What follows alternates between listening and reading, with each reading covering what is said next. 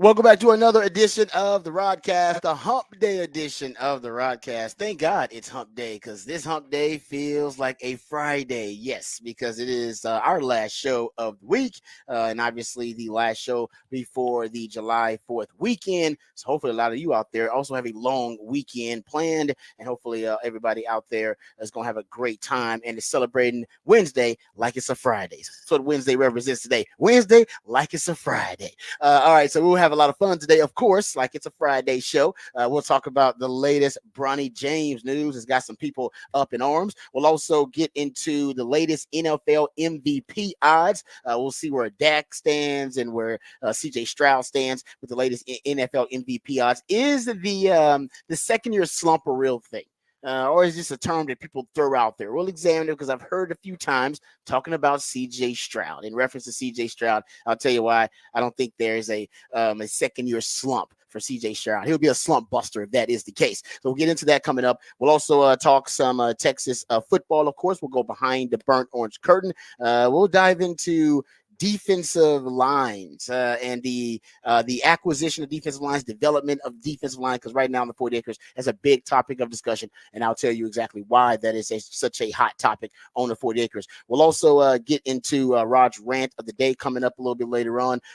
We have Matt Miller's way too early 2025 mock draft. You know, I'm a mock slut, so we're definitely going to dive into that. Got some Longhorns getting some love in that mock draft. It just does the first round, so we'll get into that coming up next hour in Rod's rant. I was having a discussion with someone about Texas football and about Coach Sark and about Quinn, and it was a really good back and forth. And they were just talking about how maybe Texas is a little bit overrated. There's a lot of high expectations for Texas this year going into the SEC. I was taking the opposing viewpoint that Texas, of course, is rated right where they should be as one of the top teams in the country, probably the second best team in the SEC going into the season.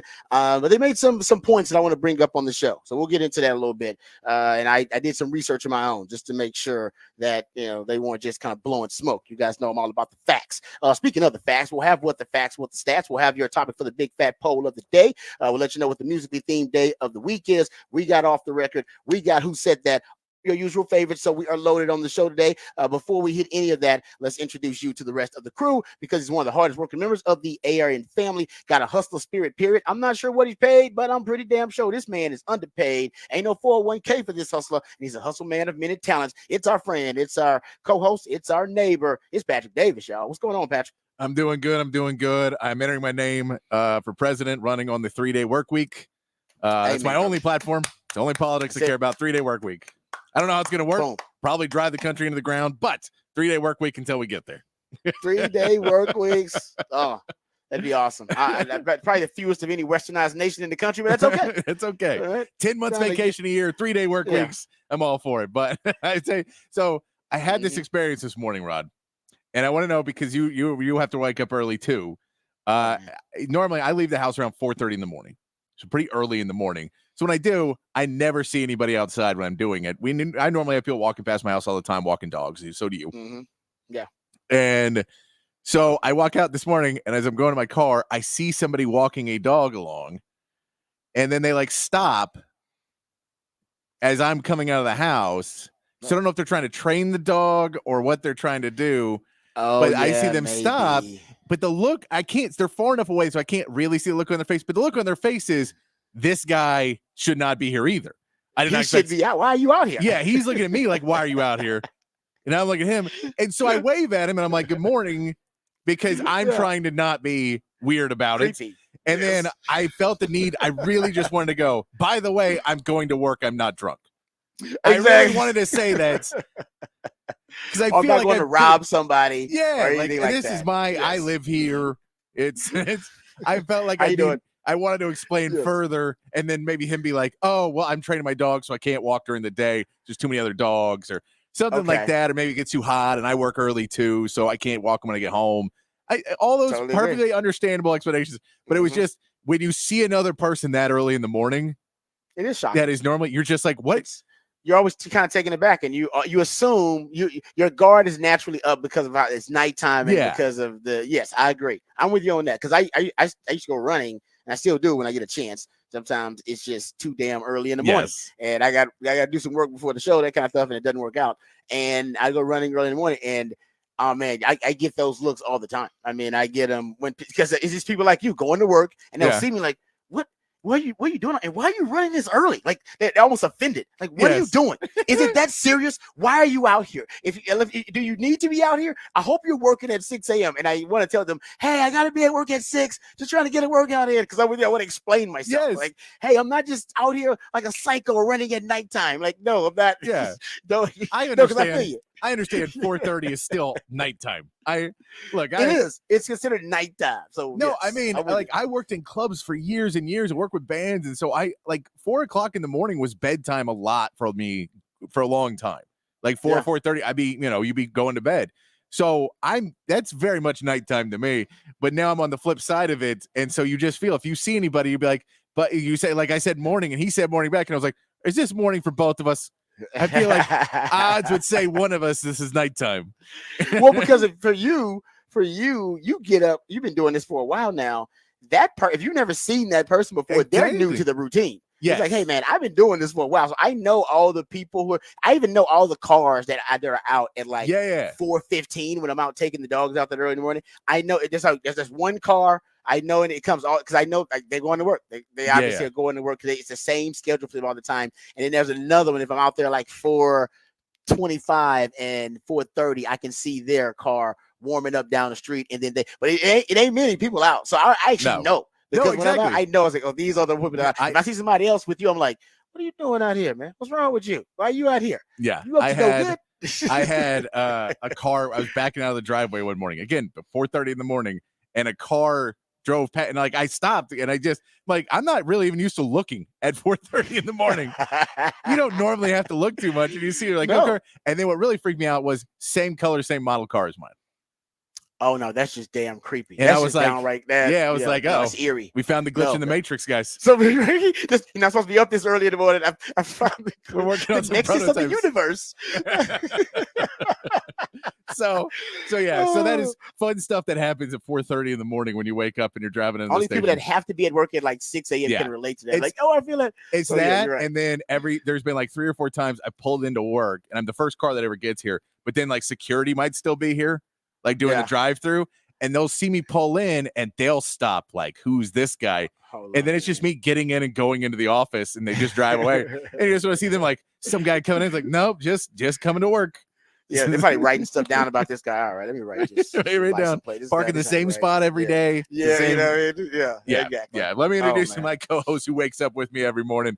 He is a proud alumni of DBU. He's got more papers than Dunder Mifflin and watches more film than Siskel and Ebert. He is the new Rod, father of Austin Sports Radio, Mr. Rod Babers.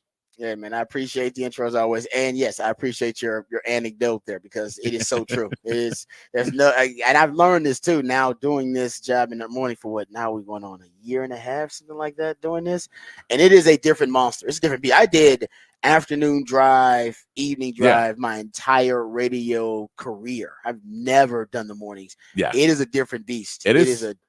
Yes, there's no doubt about it, and I got a new respect for the folks who do the mornings, all those for all those years. Because first of all, everybody's not a morning person. Yeah, and if you're not a morning person, thankfully I'm good, because once I'm up, I'm up. You know, what I mean, I can get it going. Yeah. If you're not a morning person, it can be brutal. It can be brutal on you. Because I remember, man, BK wasn't a morning person. He was doing it for a long time, and he was like, man, I'm not a morning person. This is not.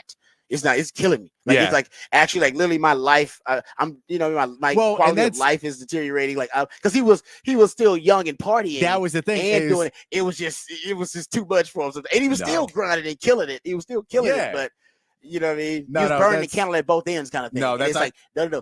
You actually have to allot for rest and different things when you're doing the mornings. Not as much when you're doing I think any of our listeners who work early will know this as well. That when you talk to someone who starts doing it, because like when I talked to BK last, he's like, "How are mornings?" And you get that, like that, I know how this is, and how's the light? Anybody knows, you're like, "Hey, I'm just making sure you," and especially for guys like that was the same thing. I luckily have 40. I don't go out as much as I used to anyway, so now I don't go out at all on the weekdays. I used to go out on weekdays a lot more, but yeah, it is a drastic change of schedule when you just do that, and it's You come home. I love getting off early. I mean, now granted, I still have to do other work here. I want to say, yeah, you still working. Yeah, that's the thing about it. You still working during the day. So that's the only problem with what I do now is that we have a rest of an office that works normal business hours. And so I will get phone calls and emails throughout the day. So, and when someone calls like 7 p.m. at night, you're like, come on, man. No, come on. Let me give it. Like I'm trying to ramp down now. I'm trying to ramp down. I got to wake up. Yeah, because they don't realize you've been up since 4 a.m. Yes. And it's like, hold on, I've been up since 4. I know you're used to people who've been up since like 7. Yeah. And that's good too. You know what I mean? That's good. But that extra 3 hours, trust me, it can be a game changer. Well, because it's 3 hours I would normally be asleep. Yeah, no, that's me sleeping in. On the weekends when I sleep in to like 6:30. That's my body now. I can't even. And I used to be a late night prep guy. Like I'd prep like through the night. Yeah, I did the afternoon shows. Who cares? I'd prep through the night, then get up, brush up on all the topics, and I'd be good. Now there's no, you can't be doing nighttime prep. You need to be nighttime sleep. Yes. All right, there you go. Peek behind the curtain as to how the lifestyle of Patrick and I during the morning shows. All right, first we'll get updated, educated on all the top stories of the day with the Horn headlines. Then we'll come back. We'll discuss why there is a controversy about Bronny James. We'll also get into these NFL MVP odds. If you're a Texans fan, I think you're gonna like the odds of CJ Stroud or the MVP odds that he has now. We'll get into that too coming up. But first, let's get updated, educated, and informed on all the top stories of the day with my man Patrick Davis and the Horn headlines. All right, your Horn headlines brought to you by Top Gun Rentals and Lawn Equipment. In the NBA, Donovan Mitchell agreed to a 3-year, $150 million extension with the Cavaliers yesterday, ending rumors that he would be traded this offseason. The 27-year-old Mitchell, who has been an all-star in 5 straight seasons, averaged over 26 points per game last season. In other moves, the Warriors added Kyle Anderson on a 3-year deal, while the Magic re-signed Jonathan Isaac and Mo Wagner to new deals. In the MLB, the Astros dropped their game with the Blue Jays yesterday, 7-6. Spencer Arrighetti gave up 7 runs in 4 innings before the Astros put up 5 runs in the 5th and had a runner on second in the 9th, but could not finish the rally. Raniel Blanco will take the mound tonight, looking to make up more ground in the AL West. And the Rangers beat the Padres 7-0 with Nathan Eovaldi pitching 7 shutout innings, only allowing 1 hit and no walks. Nate Lowe powered the Rangers with 2 home runs, and Tavares got an RBI and 2 runs as well. John Gray gets to start tonight, who has been extremely hit or miss in his last few starts. And that is your Horn headlines. All right. Thank you, Patrick, for the Horn headlines. All right. First, I want to, before we get to the NFL MVP odds, I want to ask you about this Bronny James story. Is it a big deal that he's getting a guaranteed contract as a second-round pick? I mean, not really. I mean, again, it's people just don't like LeBron. So that's the entire story is LeBron should not be given anything in the league. Everything he does, he should have to earn 3 times over because he's a bad person for whatever reason. You can not like him. I get it. I'm not saying you have to like the guy, but to then make him live by a separate set of rules simply because you don't like him, that's silly. So I would say they want him to pay the D-bag tax or the a-hole toll. Yeah, which he doesn't have to because he's carried the league for a lot of years and been a really great player. So that's what it is. There's multiple Antetokounmpo brothers that have made the league and been drafted into the league solely because of Giannis. It's a thing that happens if you have a good player. I saw I can't remember who said it, but there was a guy who was talking about it, and they were like, if Steph Curry's son gets drafted in the league in 15, 20 years, it's going to be by the Warriors. It'll be the greatest story that everybody will love that they got another Curry, and wow, this is 3rd generation. How cool is this? Because people like Steph Curry. And so it is. They do. It's all, you just don't like the guy. I get it. And him getting a guaranteed contract, fine. The bigger fact is that no one's going there right now, that they weren't able to get anybody because I don't think people feel they're in the championship window anymore. And that's the bigger deal. And people keep saying no one wants to play with LeBron. No one wants to go to the Lakers to lose. And they're not a championship team right now. And the guys they were going to get aren't going to get him over that hump. So if you're saying, well, does he want to go to the Lakers or the Mavericks for Klay Thompson? Well, who was in the finals last year and who was in the play-in? That is more of a reason. It's not about who's in the finals and who is in the play-in, because he knows one of those teams could miss the playoffs this year. And so I think you're looking more at it that sense that people are saying, well, I'd go there, and they still may get DeMar DeRozan, which would be a nice pickup. It's probably better than some of the other guys they were looking at. But yeah, they're not there yet. And so if you say this is a team that's probably not a playoff team, or probably not a a finals team and a contender for the championship, and you're going to be going into rebuild mode soon enough. And there's a lot of other pieces moving for the Lakers. None of it really matters that much. I get it. It is not a huge deal. People make much dumber decisions in basketball all the time. How often does a second round pick get a guaranteed deal Not a ton. Okay. Normally, so you're right about, though. It's normally you're talking about high second round picks that are guys that and sometimes it'll be foreign players who won't come over if they really want a guy to come over. I got you. You have to work on that and sign a guaranteed deal. But the guaranteed deal in for what he's getting paid, it's not like a $10 million guaranteed deal. It's probably under $1 million. Yeah. So if you say it's like 800,000 or 700,000, they can cut him and it won't kill them either. So it's not huge guarantee money. 70 million guarantees a lot. That's a lot of money to guarantee. That's going to cripple your team if that doesn't show up. But $1 million is not going to cripple a team that's paying somebody else $60 million. I heard, and I'll probably send you this sound because you probably saw it too. Even Klay Thompson's dad said he thought he was going to end up being a Laker. Yeah. And actually kind of wanted him to be a Laker, I believe, because he said that was Klay's dream, I believe, as he was a kid. He wanted to always be a Laker. And he said he wanted to live out his dream. And he said he was surprised that he went So that, to me, that says a lot, even more about the recruitment of Klay Thompson to the Mavs. Even his dad probably was like, hey, man, assuming, the Lakers going to win that recruitment. And they didn't. I mean, it says a lot. That's a lot of influence on you as a West Coast person, West Coast kid. Yeah. Lakers right there on the West Coast. Lakers, Hollywood, LeBron James, and him to kind of, obviously, decide that, hey, that influence is not gonna determine my decision. My decisions are going to be determined by certain priorities I have. And obviously those priorities had nothing to do with the Lakers and LeBron and living a certain lifestyle and living out his dream as a kid and nostalgia. It was about business. I think that's a good approach. Like, if you're the Mavs, you got to like that approach. That means he's out to prove something. Yeah. And I think that's, and out to prove something in his legacy, if you go and then, hey, you're definitely the third guy. And I know you're the third guy in Dallas too, but you are, you're behind LeBron and AD on an aging team where your age is going to show more. You're going to play with two other guys who aren't going to put out much effort on, AD will play defense, but LeBron's going to play on and off defense. You have a lot of other guys that kind of do what you do. They want you to just be one certain thing. You can't really be a mentor on the team that much because you're going to be, you're kind of brought in as another old guy. As another old dude, and he's only 34, so I think he wanted to. I don't think he wanted to go be in that. Injuries make him feel older. He feels. And when you say 34, you're like, man, he feels. But older. It was 2 seasons that he kind of missed. That's really what that makes him seem a lot older. And it was like that. It's because he's already hit that sharp decline.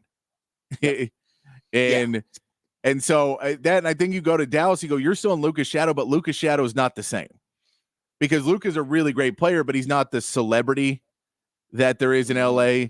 There's not that piece of, you kind of just, I feel like in Dallas, Klay Thompson is going to be thought of as a top guy. Whereas in LA, he was going to be with the other Lakers. It was going to be LeBron and AD and Klay in the rest of the group. I don't know if he would have stood out in that group.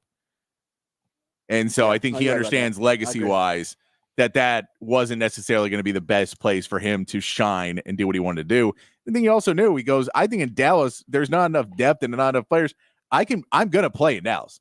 There's a decent enough shot. He goes to LA and JJ Redick decides, you're not hitting your shots. You're not playing. You're playing 8 minutes the next 6 or 7 games.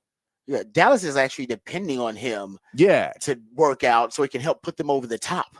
Yes. Get to the finals and actually, say win it. But at least if you don't win it, but obviously, push it to 6-7 games. So I'm with you. I think they're more dependent on his success than the Lakers would be. And the Lakers, like I said, I think they're trending the opposite. Yeah, and that's another deal. You sign they want to sign you to a 3 or 4 year deal. If they sign you to that, you go, the last 2 years of this contract may be me just being on a bad team. Yeah, could be. I like that though. I like that I saw this dad even was like, no, I thought he was going to be a Laker. He said, I think he was like, I'm a little disappointed because, Oh and yeah. Well, I it mean, his was not dad was disappointed in him, but it's what he wanted him to live out his dream well. as a His dad kid. was a Laker too, so his dad wanted to Yes. have that same thing of hey, I'm going to Lakers games, and me and my son both playing the Lakers, Yeah. and I He don't don't think play for the Mavs. I The know, but he Mavs now was not. too, He's though. not known as a Mavs player. He's known as a Lakers Yeah. player. All right. You're right. True that. True that. Hey, well, yeah, you want to be known as a Laker, not a Mav. And I'm saying as Yeah, a player, like it's like it's a credibility thing, especially he's in the media, I believe. yeah. It's like Akeem He's a Olajuwon. broadcaster. Akeem Olajuwon played for the Raptors. No one's like, well, Akeem played for the Raptors too. So why you got to mention that? Damn. Tony, Why'd you bring that up? Tony I'm Parker a played. Houston guy. I don't want to hear that. Tony Parker played for the Hornets. No one thinks he's a Hornets guy. It's just a I'll throw one under terrible myself time. there. Yeah, that's like, was it Emmitt Smith played for? Was it Cardinals? Yep. Was it the Cardinals? We should get into that. The most obscure, like basically the most obscure instances where a superstar played for a team that he's not known for. You know what I mean? And man, that's a bunch of them actually. If you really go look into it. Oh yeah, Shaq had like 3 that people didn't even realize. Like Shaq played for that. Like yeah, Shaq played for that. Shaq in a Celtics uniform is still always the weirdest thing. It's weird. So weird. They're so strange, and they didn't have it for that long, so it's like people just forget about them randomly. Yeah. All right. There you go. Good stuff. All right. Let's get into these NFL MVP odds. We'll discuss them a little bit further later on in the show because I want to talk about C.J. Stroud and the potential sophomore slump, even if that is a thing.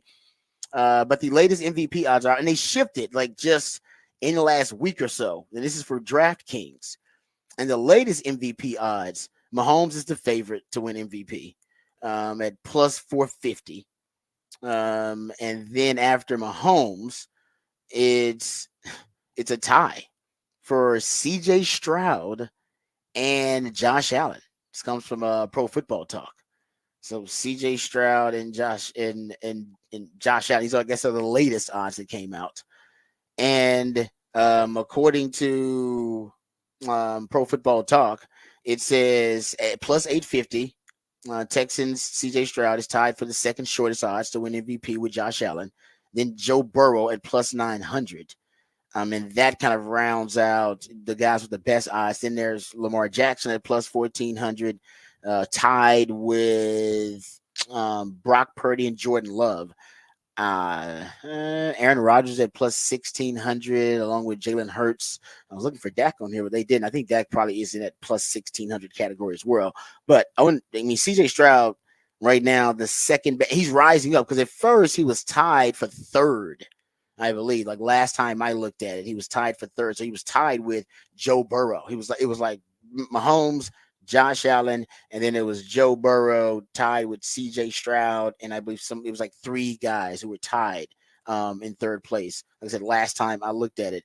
So CJ Stroud right now is a great value right now if you're betting on MVP. And if you want to look, I believe that is the shortest odds for a second-year quarterback in the last 15 years.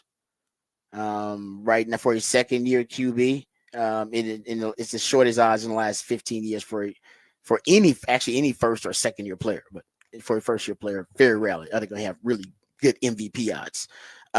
So man, CJ Stroud, I just don't see. Some people are saying that you may get a sophomore slump. I just don't see it because there was so much working against him last year.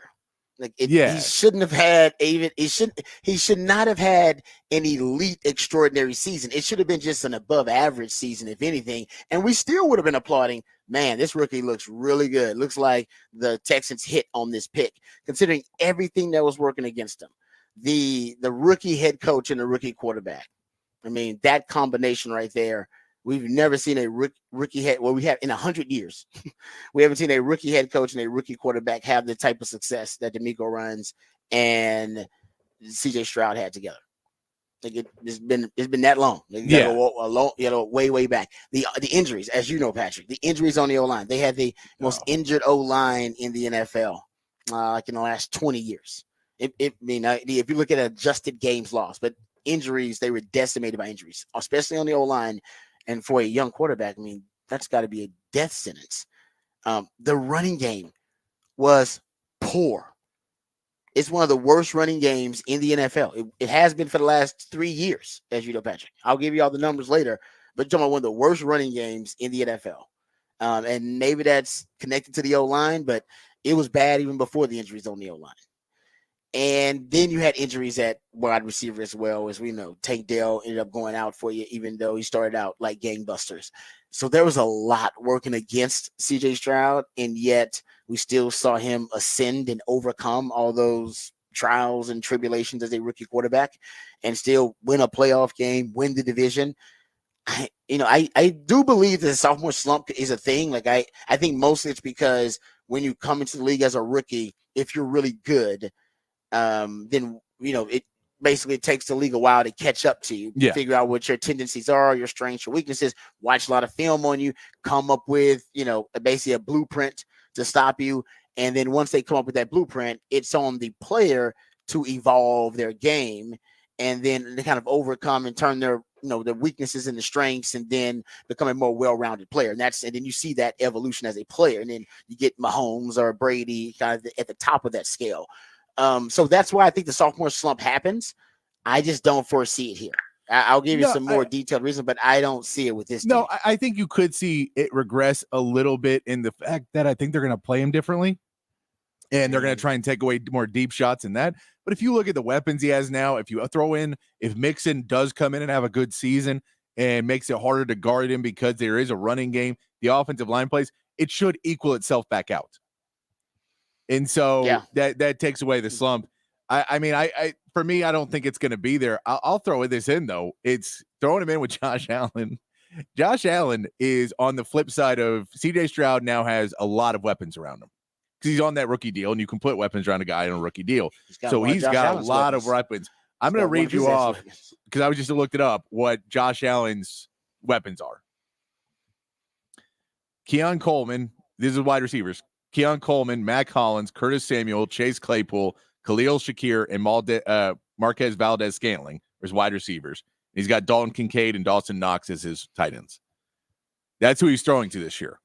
Yeah. So if he can still put together a great season and win in that division and come out in a division that now has, a couple teams that are vying, and we know the Patriots won't be there anymore. They're not necessarily the team that is going to be commanding that division anymore. But you still say that the Jets should be better if Aaron Rodgers comes back and is healthy, and that Miami should be still a very good team. If he can still win that division, then he can win MVP because he's going to be doing it a lot by himself. He could. I think that's going to make it so much tougher on him. And then he's going to be playing hero ball. Now that may lead to him getting the MVP award because he may have some ridiculous stats and highlights as well as him playing hero ball. So that could very well be the case. My argument would be about CJ Stroud. I don't see the sophomore slump because of the weapons they added and because of his development overall. Like I said, we'll get into some of the stats and the details. But if you go look at and I'll take just Nico Collins and Tank Dell. How much do you think they were on the field together last year? Like just on the field at the same time? I mean 34%. Yeah, of the whole season? 34% of the dropbacks. Yeah. For CJ Stroud. Yeah. That makes sense. And take 30 exactly. It does kind of make sense, but I don't think people realize it. But we're adding Tank Dell to this. But if you look at Tank Dell, he averaged more than 2 yards per route run.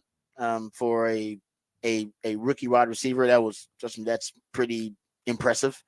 I was talking about Nico Collins and how impressive he was. I mean, you go look at it. Dell was he's the third among all rookie wide receivers in yards per route run, trailed only Puka Nacua and Rashee Rice.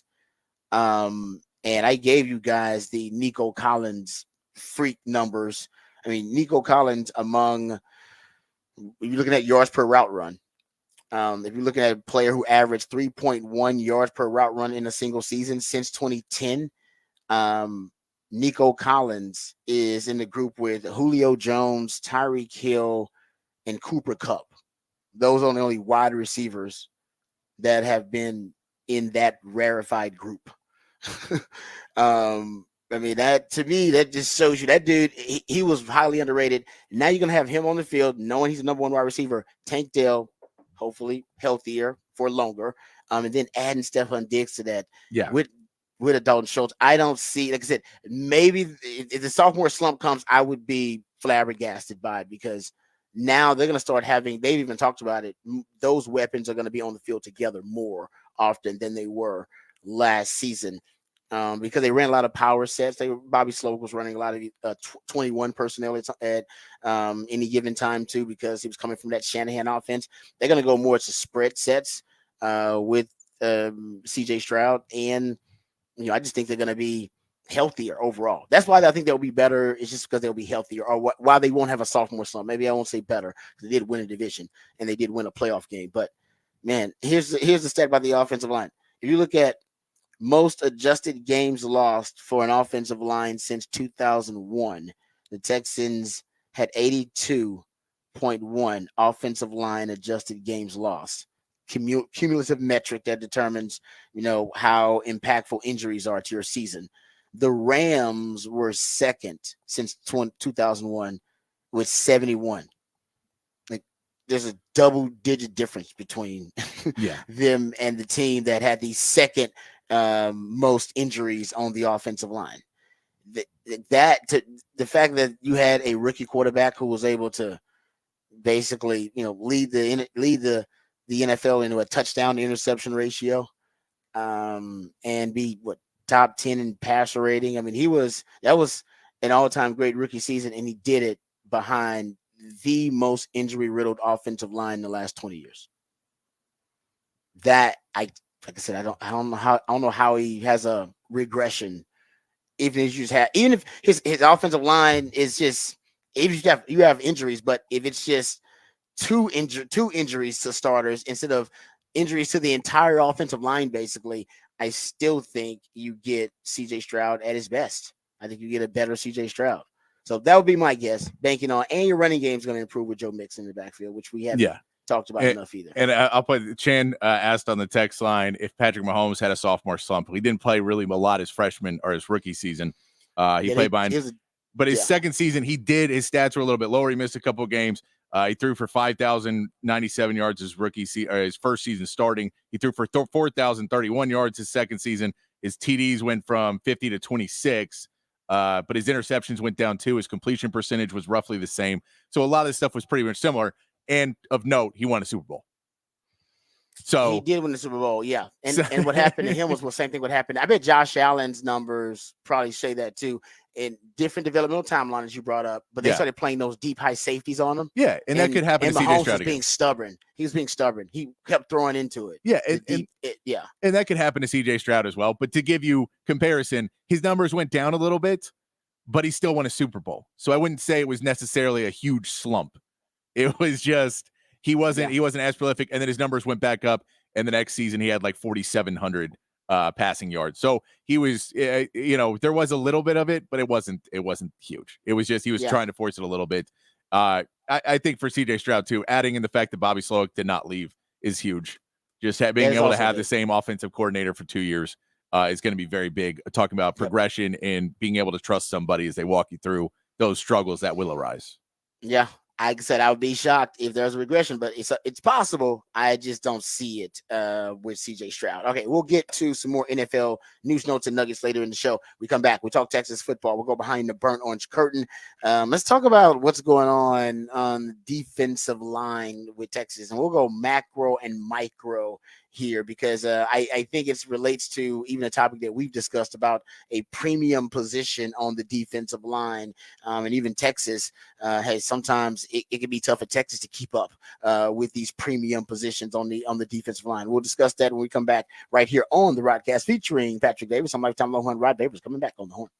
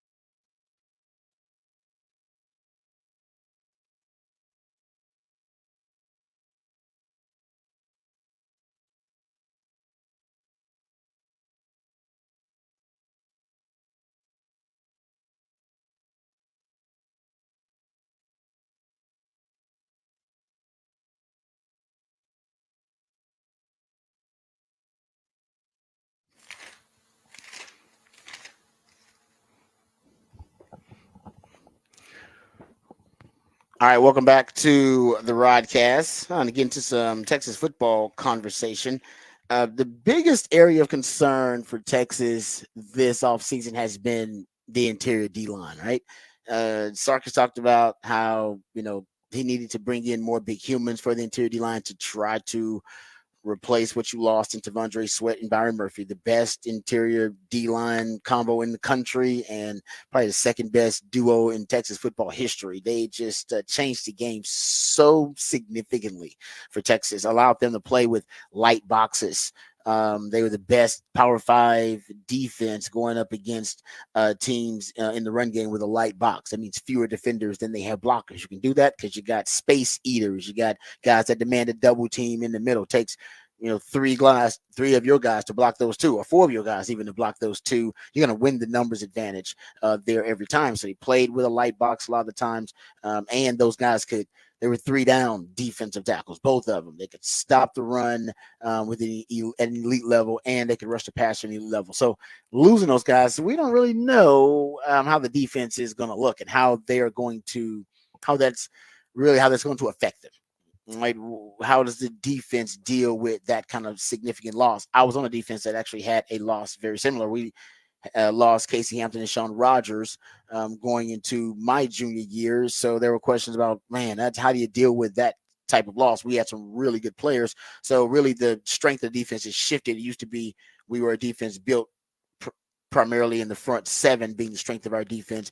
And then it shifted and the game plans started being built around our strength, which was the back seven in coverage. So we started playing a lot more man coverage because it was, myself and, Nathan Vasher in that secondary. You started recruiting some young DBs like, young Michael Huffs and, young Cedric Griffins. Like you had some young DBs with that group. So they started playing a different style of defense where we were built, got a young Derek Johnson you brought in. So we were built from, the back seven up. And we still ended up having really good interior D linemen and really good front seven guys. But I remember like the emphasis shifted to putting more of the burden on the back seven. And maybe that'll happen this year, but Texas, I don't know how much they trust their back seven now. So they brought in a lot of interior D tackle acquisitions via the transfer portal. You brought in Bill Norton, you brought in Lole, you brought in Tia Savea. They're not really sure about what they have right now behind Alfred Collins and Vernon Broughton. I think they feel really good about those two, but the other guys behind them, Sadir Mitchell, Aaron Bryant, young guys, they're just unproven commodities. And remember, Sadir Mitchell's weight was something that they were really concerned about. But I think that's the micro issue for Texas. And you got a new D-line coach. That was also just a brutal blow to you because that hurts your inability to not only develop but also recruit. Now, we trust Sark on his coaching hires. He brought in Kenny Baker, young rising star in the coaching ranks, but Kenny Baker is no Bo Davis, so he doesn't have the same clout on the recruiting trail. He can't just point to skins on the wall and go, see all those guys, coach those guys in the league, coach these guys, first round draft picks, second round draft picks. Can't say that just yet. Not to extent of some of the other D-line coaches out there. And Texas right now, you can tell in the recruiting trail, just because they don't necessarily want this to become a systemic issue. This is an issue they solved this acquisition cycle with D tackles in the transfer portal, but they don't want that to be a common thing. They don't want that to be something they do every year. The lines of scrimmage, you want to build the lines of scrimmage up more organically through traditional recruiting. They're doing a great job with that on the O-line. They're doing a great job with it now on the edges. Like there's edges they're recruiting, right? Just got the Smith Orogbo commit. They got Lance Jackson on the edge and got Colin Simmons last year coming off the edge. Zena Umuyazulu on the edge. So they're doing it on the edge. D tackle is a little bit tougher though. It's because I just think it's more valuable because there are fewer bodies that can basically execute at that position on three downs. Your early rundowns and your passing downs. Not everybody. Matter of fact, I'm not sure Texas has a D tackle right now. That's the big question. Out of the D tackles they have right now on campus, which one of those guys can be an every down D tackle? Doesn't have to leave the field. Like you had two of them last year. You had Sweat and Murphy. Didn't have to leave the field. But you passing down, those guys, they're the best pass rushers on our D line. Running down, yep, best run stuffers in the country at the D tackle position. You didn't have to worry about rotating them situationally and when they're going to be at a matchup disadvantage. With this group, you're going to be moneyballing it. They're not. I don't know which one of these guys is going to be a dominant run stuffer and also be an elite pass rusher as a D tackle. I do think guys have the upside and the potential, but that's what you're going to be looking for. If you don't find it, you got to be very judicious in how you rotate those guys and when you have them in. And if not, coaches are going to be looking for certain D tackles that are going to be in the game or certain matchups and going, all right, I'm going to run these plays, these specific plays that can target their specific weaknesses when they have this group in. And if you don't believe me, go back and look at the Sugar Bowl because Kalen DeBoer did it.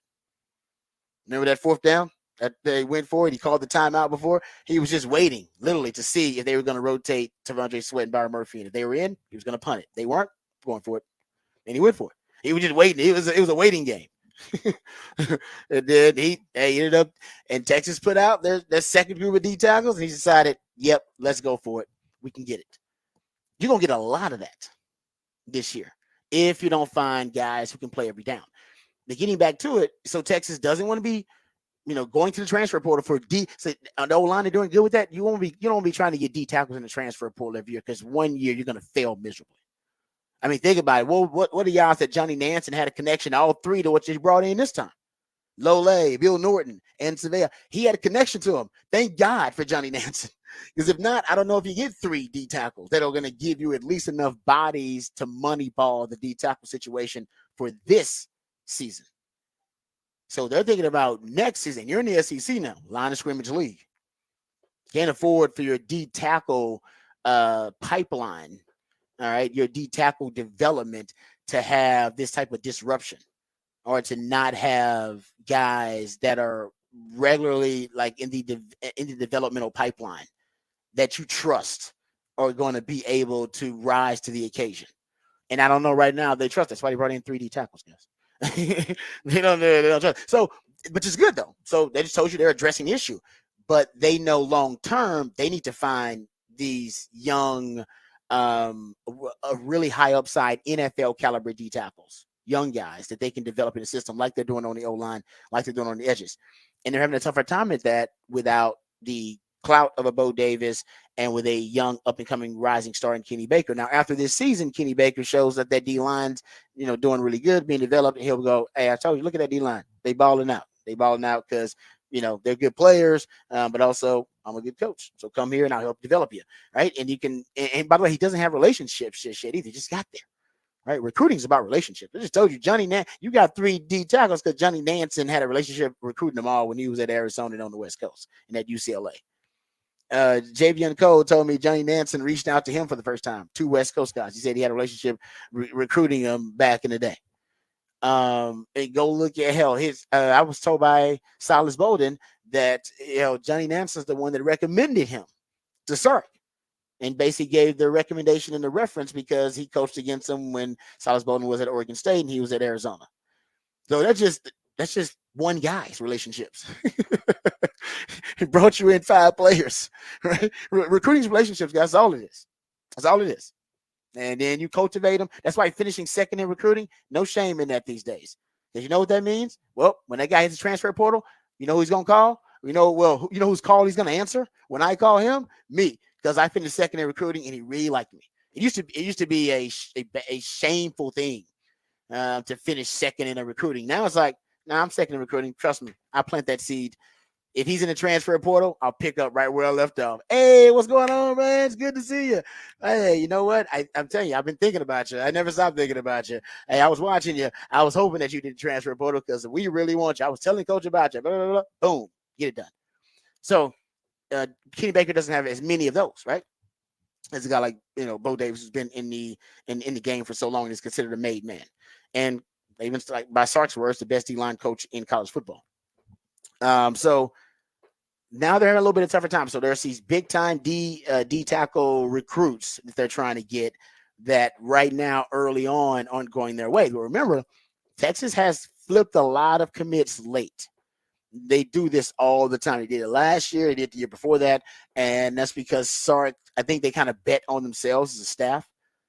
They bet, hey, that we'll have success during the season. The kids will see the success, and then they'll want to help. They'll want to come in and ride this wave of momentum. They did it after that Bama game and during the season last season. They win the Big 12, and they start flipping kids. So I wouldn't freak out because I still think you can flip a lot of kids. But right now, like I said, all the things that I brought up, there's this kid Josiah Sharma from California, and he's committed to Oregon now. And these are all guys that Texas was in on, and D tackles that people, obviously, a lot of folks who follow recruiting, that they think will really help Texas trying to fill in that developmental pipeline. Kevin Wentz, his kid out of Georgia, and he committed to Florida State. Just committed, though. Like I said, you can always flip these kids later. This kid, Zion Williams, he's out of East Texas. They're still waiting on him. He's a stud. Myron Charles out of Florida. He's committed to Florida State. The kid Brandon Brown, who's I believe right now a Texas guy, but he's going to make his final, I believe, announcement later on this month, and he's out of Florida. So Texas basically is starting to go big game hunting, because what also happens is how you can get a disruption in your developmental pipeline is when your state has a scarcity of that position in a specific acquisition cycle. And that's happening at D tackle in Texas right now. So Texas is forced to kind of go big game hunting outside of the state. And if you're Texas, don't go to state and, don't go out of state and go get somebody else's, mediocre prospects. No, if you go out of state, you want to go big game hunting. A lot of these recruits that I just brought up, they're out of state. And that's big game they're looking at. And you don't have as much cachet with the recruiter, and you don't have as much cachet with the brand of Texas outside of the state just yet. But I think that'll change too as you're in SEC play. So and that's why it's right now. There's a lot of different factors that are kind of, I think, causing a little bit of anxiety about that specific position. And it is a premium position now. If you're a D tackle and you are really good at your position in any conference, you should hit the transfer portal and go get paid. Because right now, D tackle, I think it's being treated like a premium position. We just saw that kid, Dominique Williams, who went from TCU to Oklahoma, and the word on the street was that dollar figure was in the seven figures. But that was just rumor. But still, I think that's how rare it is at D tackle. I think Texas wanted him. And think about Texas got 3 D tackles because they need him. You really do more and more. You're gonna need those D tackles if you're Texas, because they're just so rare, and they're rare where you are in Texas. If you go look at, I think it's a study from about 4 or 5 years ago, the states that produce the NFL defensive linemen, states that produce the most NFL defensive linemen, it's 6 of the top 10 states were in the SEC territory. I believe now it's 7 if you include now with the latest additions to the SEC. 7 of the top 10 were in SEC country.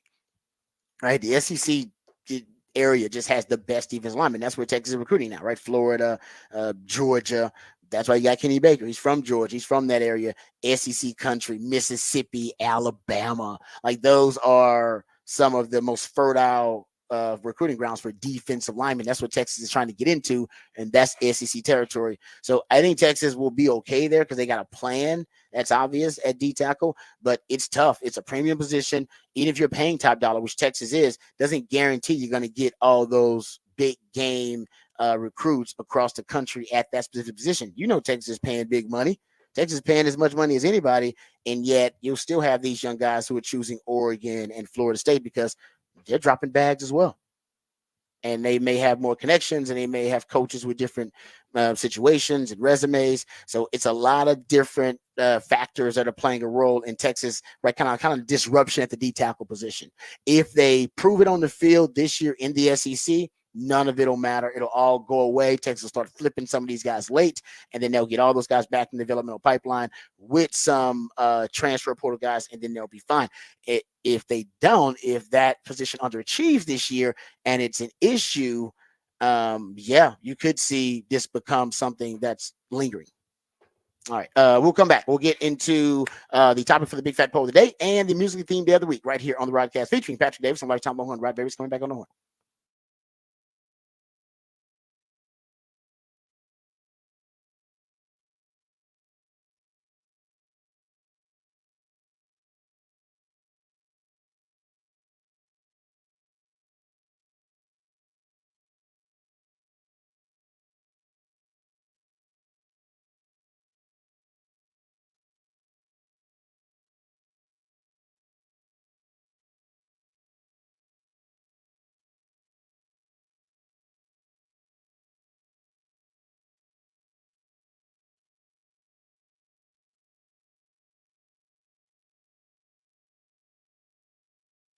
Hey, what's up, folks? Lifetime Longhorn Rod Babers here. We all love Austin, yes, even with the traffic, right? It's a great city. The only reason the traffic is bad is because people keep moving to Austin, but that's okay as the city continues to grow and thrive. So do our friends at Ironworkers Local Union 482. Many of the iconic landmarks we love in this city were actually built and constructed by the skilled craftsmanship of Ironworkers Local 482, like the Pennybacker Bridge and DK Air Stadium. The folks over at Ironworkers Local 482 don't just go to the office, they build it. So if you're thinking about an exciting employment opportunity or a refreshing career change, or maybe you want a new challenge or you want to feel valued by your employer, you can become a valued member of this prestigious organization, Ironworkers Local Union 482. And right now is the perfect time to do it. They're hiring over 3,000 people for another big project they have right here in Central Texas. They're offering competitive wages, competitive benefits, a pension plan. They even offer training for unskilled labor through their apprenticeship program. So right now is the great time for you to explore the opportunity at Ironworkers. Just go online today and apply at ironworkers482.org. That's ironworkers482.org.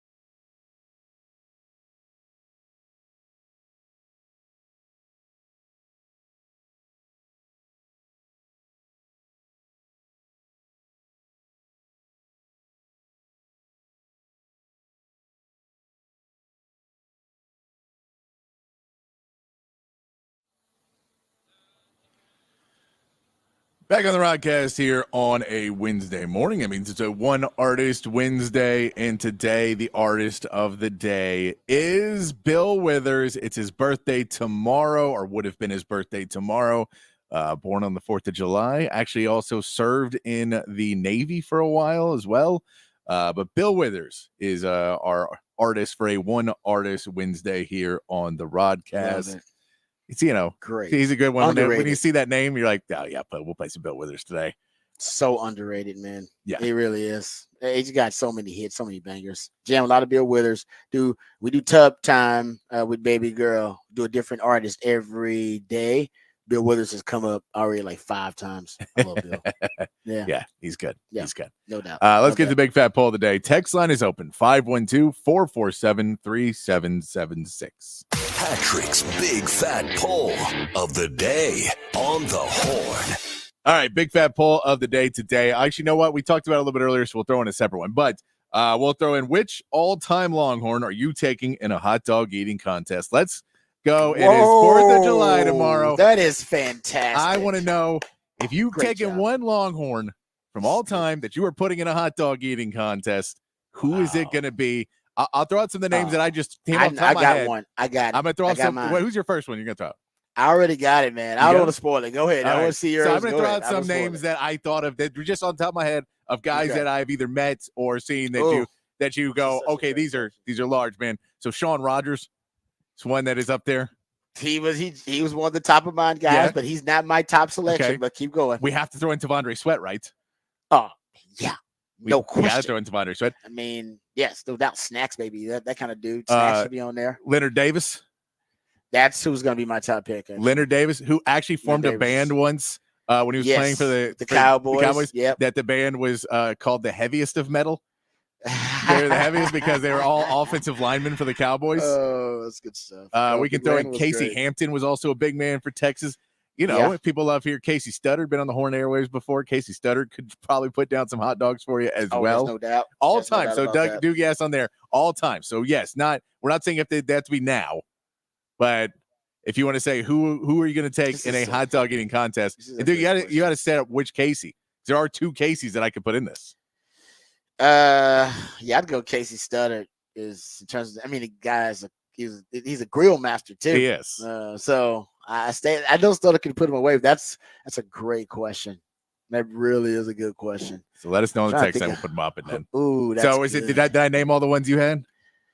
You named two of mine. I was gonna go. Big Lynn was at the top of that list, and Big Sean Wright. Those are two guys I play. I just immediately went to guys I played with that were huge. I thought, oh no, I've seen them eat.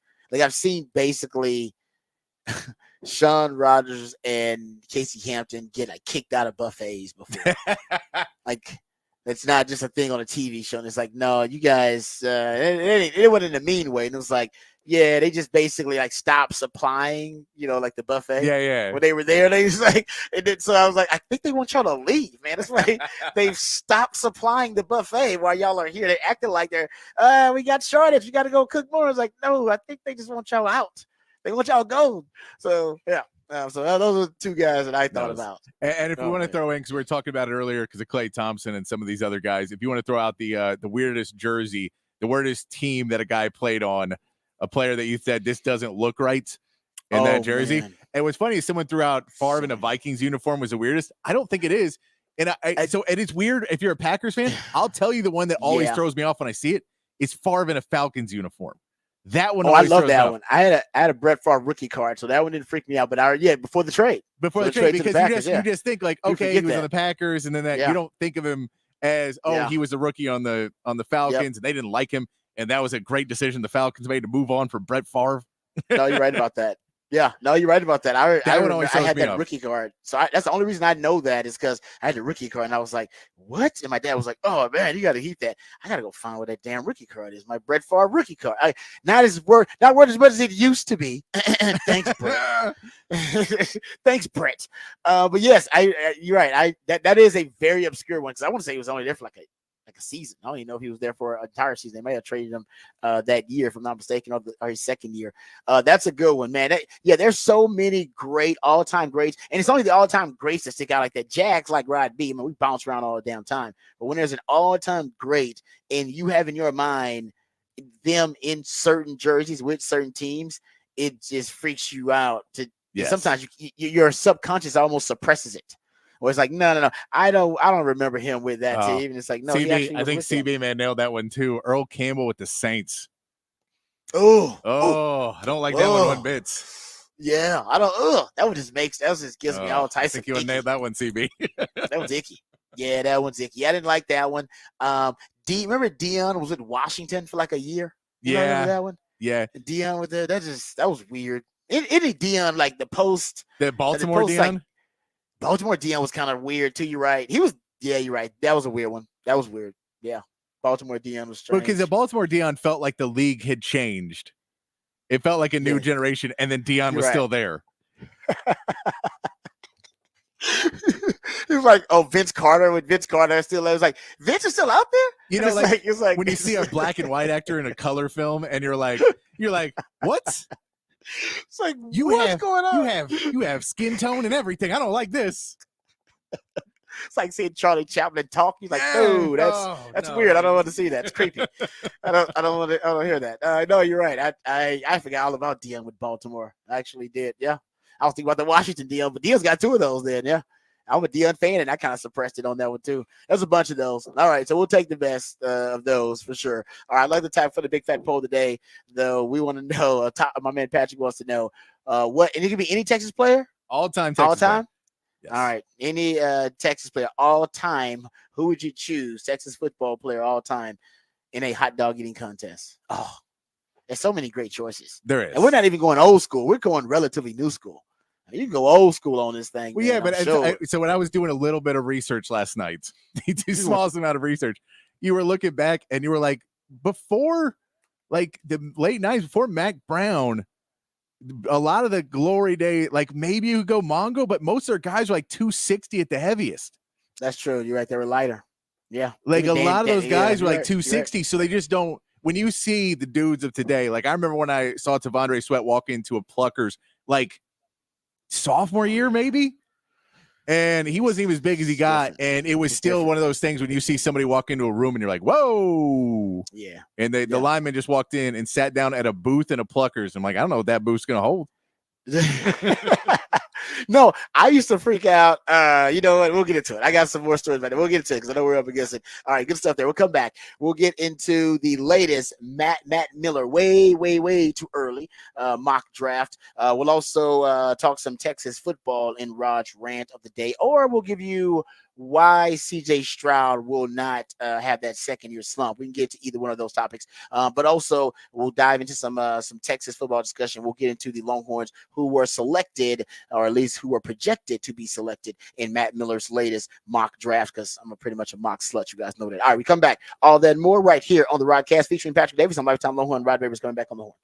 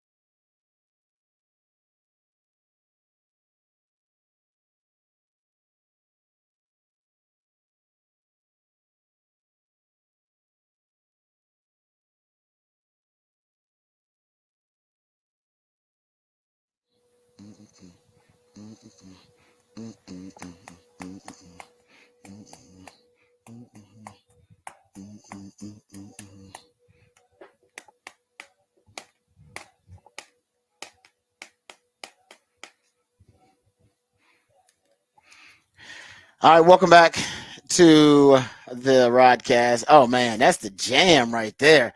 You know, that just, I gotta tell you, that's a perfect, and also perfectly encapsulates how I feel today. because it's a Wednesday that feels like a Friday. Yeah. Because it is the last show of the week before the holiday. So happy July 4th to everybody out there, because it is our Yeah. last show. Are you excited to show baby girl some fireworks for the first time? See if she can see them. I know we gotta. Yeah, me and wifey have to work that out. Yeah, we gotta go try to figure out where we're gonna go see fireworks. We live in South Austin. You know there's gonna be fireworks somewhere. You just Oh, got. Oh, I don't want. Yeah, so I'm saying I don't know if I'm willing to popping them in the street and go to watching those in the Oh no, hood. you just gotta stick your head, just get somewhere somewhat high, and you'll be able to see it. Yeah. That's what I'm saying. So I gotta go see if we're gonna go try to see the actual fireworks somewhere, like an actual fireworks show, or we're just gonna, go see it on some neighbors popping some fireworks out in the street. Which also you can do that at a safe distance. So I got to ask wifey about. I'm sure wifey wants to go to a fireworks show officially. Kind of pack up and go hang out there. So yeah, I might go out to the Hill Country Galleria. My buddies Vallejo are playing out there. They do that every year, so big concert out there. So I may go check out that one. They'll do the big fireworks show out there. But there's a bunch of them around town that are happening. I know. Yeah, so we'll probably I know wifey's definitely gonna do that. No, she's already got it planned. She makes the plans and just kind of show up, that's one of the good things about being there. It's like I don't really make the plans. I guarantee she's already got the fireworks thing done. And if it doesn't, I'm gonna bring it up and get some points thanks to my man Pat. Like, hey babe, we got plans to go to fireworks. She'll be like, no, but we should. I'll be like, see, I'm being thoughtful. You gotta consider it. I like you gotta see show the baby the fireworks and be like, look. Yeah, I know all these first time things. No, it is. Yeah. And you get to see the eyes. It's just video the eyes. The baby's like, whoa, what the hell? This is amazing. So because we're gonna take it to the beach, I think, for our first birthday. Nice. And we got the party in H-Town with the family, but we're gonna take it to the beach. Nice. To the beach. And so our old dog, we got a 15-year-old lab. So we're gonna take her to the beach too. Might the last trip there. Yeah, it might be one of the last trips for Lolo. Actually, she's having some issues lately. Yeah, so, that's a sad thing. Yeah, it is sad. She's 15 though, man. She's going. No, that's a good life. It is a good life. Trust me, Lola's she's lived like a damn Kardashian's dog. Like she's lived the best damn life that you can live. Trust me. So it's not really sad because we got 15 years out of her. So, but either way, that's actually in the plan. So, hope everybody's got really good 4th of July plans out there. As our last show of the week, so appreciate you joining us. We'll get into the Matt Miller. Way too early mock draft. Matt Miller, who does a great job as a draft analyst for ESPN, and actually I believe he's a Longhorn fan.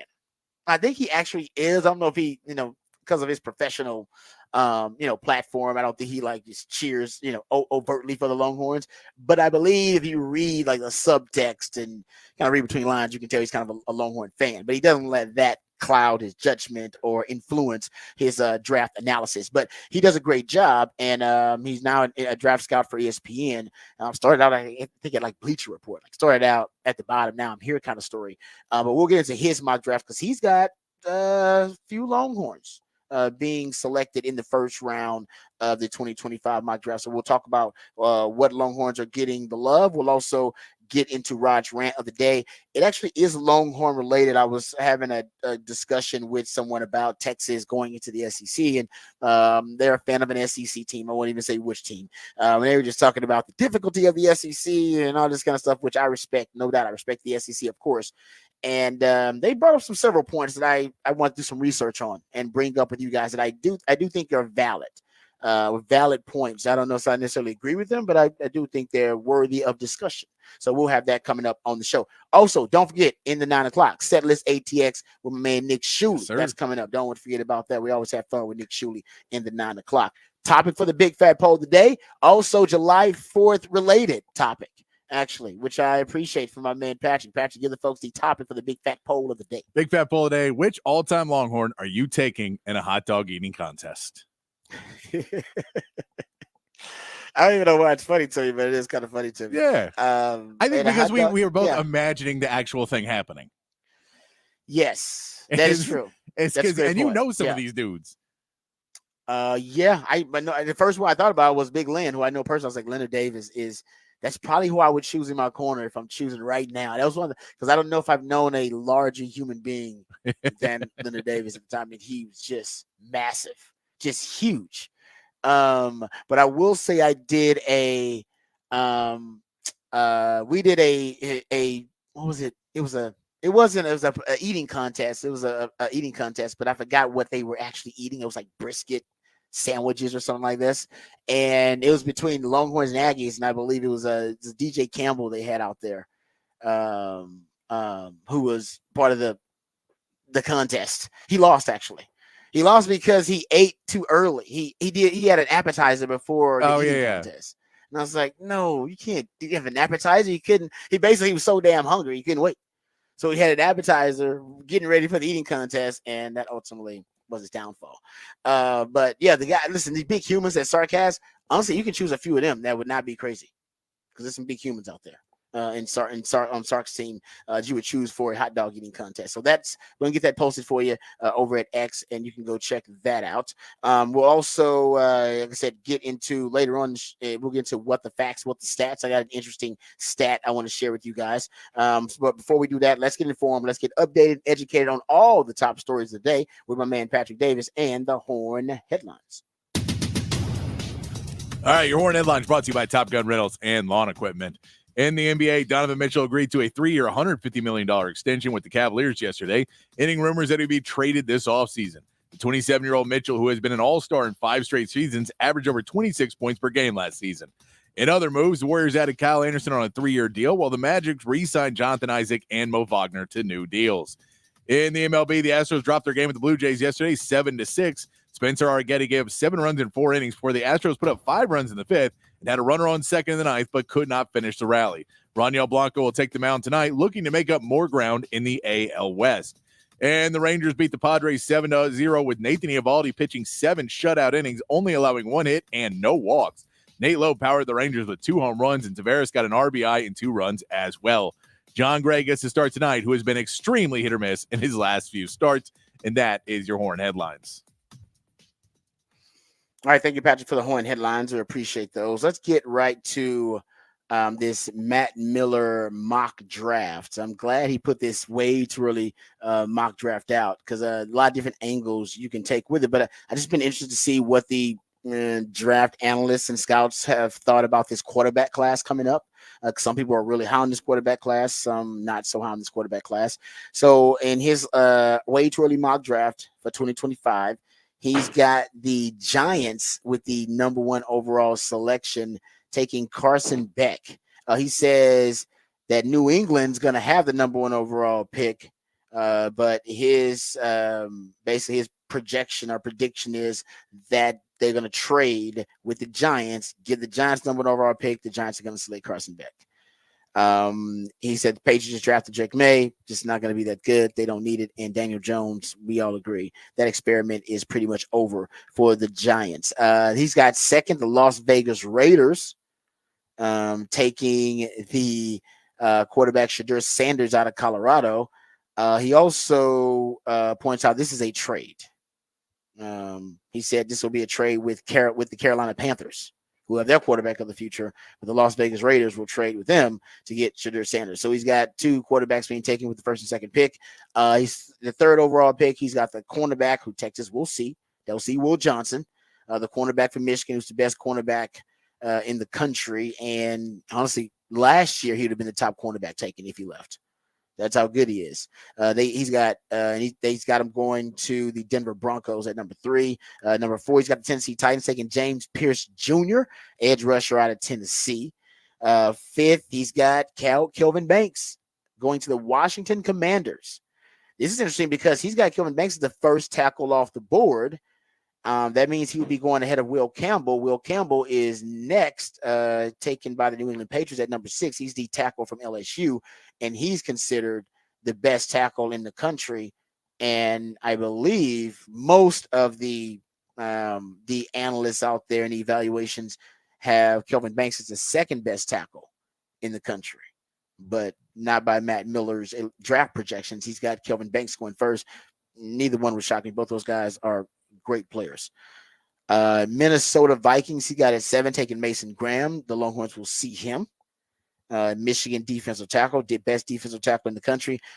And they'll have another D tackle. They'll probably go in the 2nd round. They got the best D tackle duo in the country. Texas will have to see them. So they got Michigan with 2 top 7 picks. in the draft, both on defense.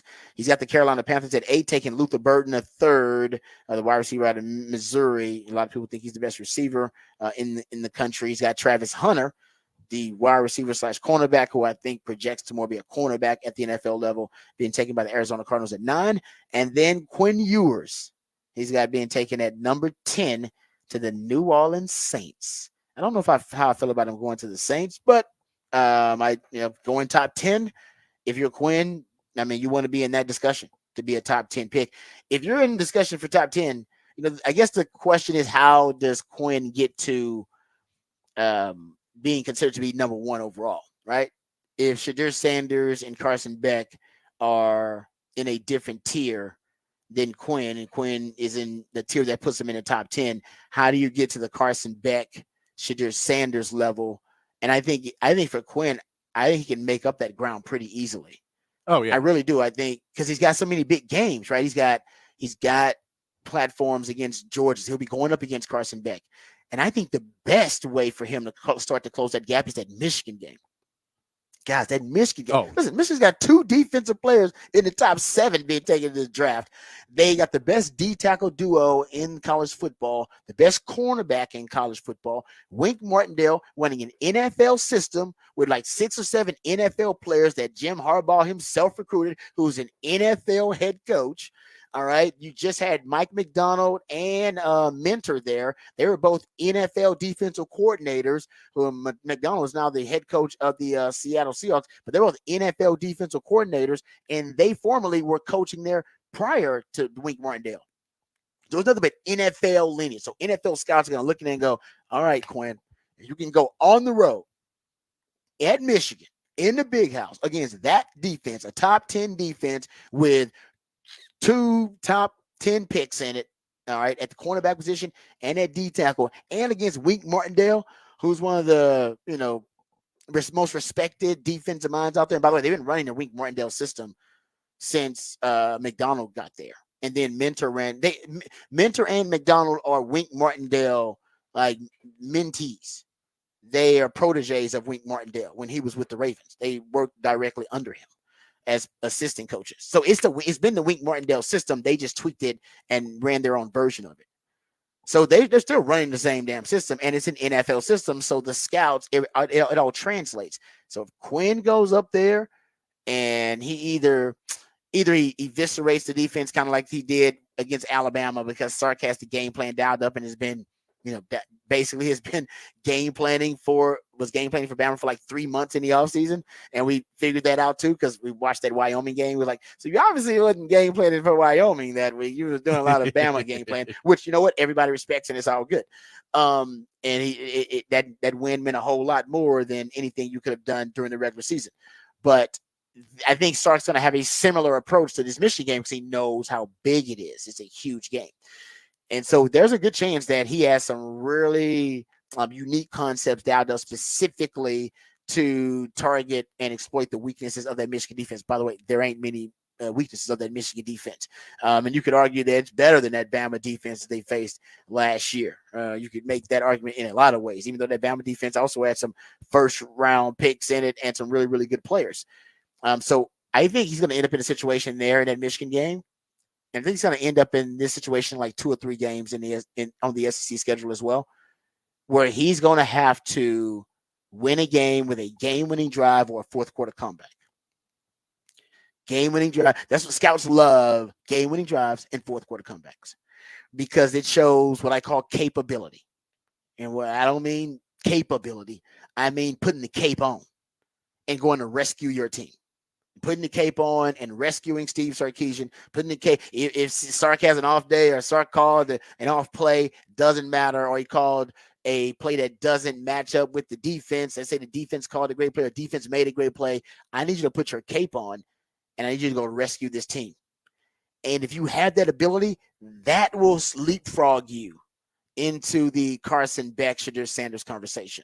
Because I think what scouts have already seen from them is those guys have, they believe that obviously they have potentially a higher upside than Quinn. I think what scouts want to see is what they saw from Caleb Williams. They saw from Kyler Murray. Usually when the guys drafted number 1 overall like that at the quarterback position, they see the capability, the ability for you to put the cape on at any given time during the game and rescue your team and come to right and save your team and have that Superman ability. And I think for Quinn, we've seen flashes of it, but I want to see it, and I think the scouts want to see it in the SEC or at Michigan against NFL caliber talent. And I think it's the perfect opportunity for him to close that gap between him, Shadur Sanders, and Carson Beck. I believe they think the other guys have more capability than Quinn. And I don't necessarily think that's the case. When I looked at game-winning drives, game-winning drives and fourth quarter comebacks, I like to lump them together. And you look at basically opportunities, right? The opportunity for a game-winning drive, the opportunity for a fourth quarter comeback. And everybody's kind of got different definitions of it pretty much. But I think this season, that's how, when Quinn's presented with those opportunities, he needs to basically prove himself. And if they can do that this year in the SEC against Georgia, because I think it'll come down to that versus Georgia.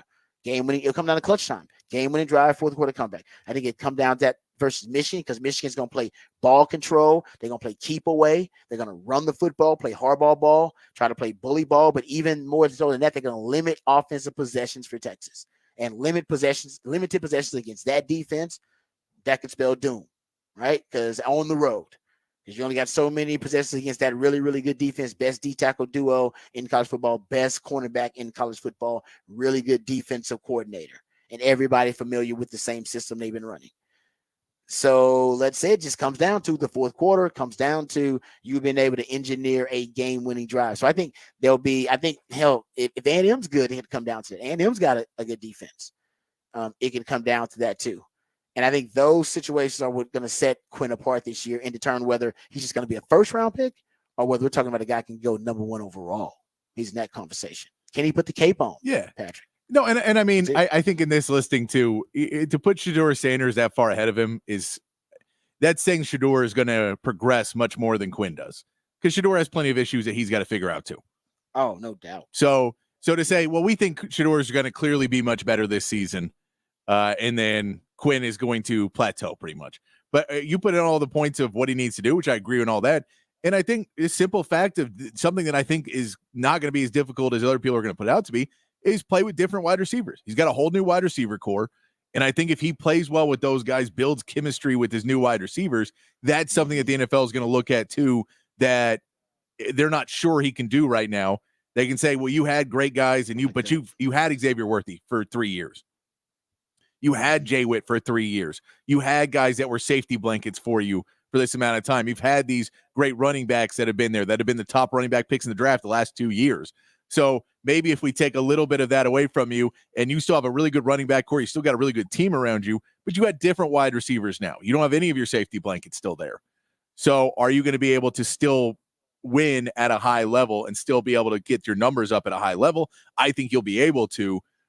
So I think that's another factor, but you're 100% on that. You know, if you just look at 2 games that every scout is going to be watching, it's that Michigan game and it's the Georgia game. It's 2 games that if you play really well in those games, if you come out and don't make mistakes and are able to play in the fourth quarter at a high level, then, it changes anything that Shadur Sanders can do. He's not going to play in any games that high level this whole season. No, totally agree with you. That he just doesn't. Yeah. He doesn't have the team around him to be in that place right now. So you have the ability to be on the biggest stages and then prove that you can be that quarterback. I think that some people are not giving him the credit as much for the drive he had against Washington at the end of that game, and there were some other issues in that game clearly. But the drive he had, where he put the ball not far off of where it needed to be. Oh, so close. So if you say if you talk about being capable, that was almost a Cape moment. It was. And so if we say another year of that, and if he gets a year better, then clearly he can get himself up. And then also in the same factor, we still have the draft win last year. If he's top 10, he's top 3. In Yeah, he today's could. No, NFL. exactly. Totally agree with you. I totally agree. Like I said, it wouldn't take much for him to close that gap. Yeah. It wouldn't take much for him to close that gap. I think he's got to, first of all, he's got to be durable enough. We Yep. got to see him make it through an entire season. Yep. We haven't Agree. seen that. That's part of it. Like I said, the capability thing, I think, is also big. I love what you brought up, too. Hey, can we see you develop chemistry? Can we see you as a quarterback be the one that can expedite the continuity and chemistry between you and these wide receivers? Because if you do, that does say a lot about him and maximize that kind of talent you got around you. So I'm with you on that. I've talked about pressure to sack numbers. He's got to deal with pressure a little bit better instead of seeing pressure. He's got to feel pressure. And even Sarkis talked about getting deeper into the progressions as a quarterback. The deep ball, I do think the deep ball thing's a little bit overblown. Yes, it's an issue, but I think he's shown marked improvement on the deep ball. So I don't think it's as big of a concern with NFL scouts. But yeah, I'm with you, Patrick. I think if you're considered top 10, oh man, you could easily be top 3. Yeah. You can easily. That is not a wide divide or a wide chasm to close, if you will, if you're Quinn Ewers. No, I think we saw Bo Nix was not a top 15 quarterback, and he was the top 15 quarterback. JJ McCarthy was probably not a top 10 quarterback, and he's a top, so you can say that there's guys that weren't necessarily should not have been in that ballpark, and they were there. Yep. And so for Quinn, if you just play at a really high level, you show all those things, you can be up there. Now the question is, are you are you the third quarterback taken in the draft, or can you work yourself up to second or first? And that's really where you want to close that gap of, no, we want to be in the conversation for first overall. We want to be in that conversation. We don't have to be first overall. We need to be in the conversation for first overall. Yep. I totally agree with you. And I think, as I said, I think Quinn has got a shot. And right now that is also being expressed here in the latest Matt Miller way too early mock draft. All right. So a couple of other nuggets from this mock draft. You have the other one who's taken, I should just get to this real quick, is Isaiah Bond. He's got Isaiah Bond here getting drafted 25th overall in the first round to the Cincinnati Bengals. Man, these Texas wide receivers are getting some nice landing spots. You got Xavier Worthy going to Patrick Mahomes, Isaiah Bond going to the Cincinnati Bengals to team up with Joe Burrow. That would be ideal. So those are the only 3 Longhorns he has. And I say only 3. I mean, you got 3 Longhorns being drafted in Matt Miller's first round of the mock draft. But I mean, last year you had 2. So there you go. And you had in this year you would have 2 in the top 10 based on Matt Miller's mock draft. 2 in the top 10, 3 in the top 25, which would be pretty damn good. I think the last time the Longhorns had 3 players drafted in the first round was in 1980. I want to say it was like the year I was born, something weird. Yeah. I don't know why that year stands out to me. So it's got to be right, because otherwise, why would I come up with that random year? I think I literally remember it was like 1980 because it was the year I was born. All right, some other notable picks from his mock draft here. Let's go with some of the opponents that Texas will see. Colston Loveland, who's considered the best tight end in the country from Michigan. He's going to be a problem, y'all. He's going 14th overall to the Indianapolis Colts. And the Longhorns will see Colston Loveland. Also, among players that Texas will see, they got the edge rusher from the Georgia Bulldogs, Mikael Williams. He's going 17th to the Chicago Bears. I'm not really worried about the edges. I was doing some research. I mean, we're about edge defenders in the SEC, and I know it's the SEC, but I was doing some research. Cam Williams last year at right tackle didn't allow pressure as a sophomore. Didn't allow pressure as a sophomore. I think once that guy gets his hands on you, you ain't going nowhere. I mean, that dude, he's a man amongst boys. And then Kelvin Banks. Remember Kelvin Banks? That was that freshman year he had where he faced Will Anderson. Was it Tyree Wilson? Yeah. The Tech defensive end. He also faced Kansas State, K-State. Yeah. I forget his name now. Anudike Uzoma. Yes. Anudike Uzoma. And then there was another one at Iowa State that he faced that ended up being drafted in the first round. I want to say that year he faced 4 first-round edge rushers. And I want to say he allowed maybe 1 sack as a true freshman against those. Yeah, because it was an Iowa State. I want to say he ended up with Will McDonald. Will McDonald? Will McDonald? Did I get that right? Is it Will McDonald from Iowa State? I believe it was Tyree Wilson, Will McDonald, and Udike Uzoma, because he ended up winning the Defensive Player of the Year, I believe, when he shouldn't have won it because Jalen Ford should have won it. And then you had Will Anderson. So Kelvin Banks can handle any edge rusher in the country. And I think Cam Williams can hold his own as well. Other players they got Evan Stewart, actually, the transfer receiver of Aggies. They got him from out of Oregon, being drafted in the first round to the Chargers. How about this one? Connor Wigman, the A&M quarterback. He's got him drafted. He's got to get going 19th overall to the Chargers. No, sorry, I take it back, to the Rams. 19th overall to the Rams.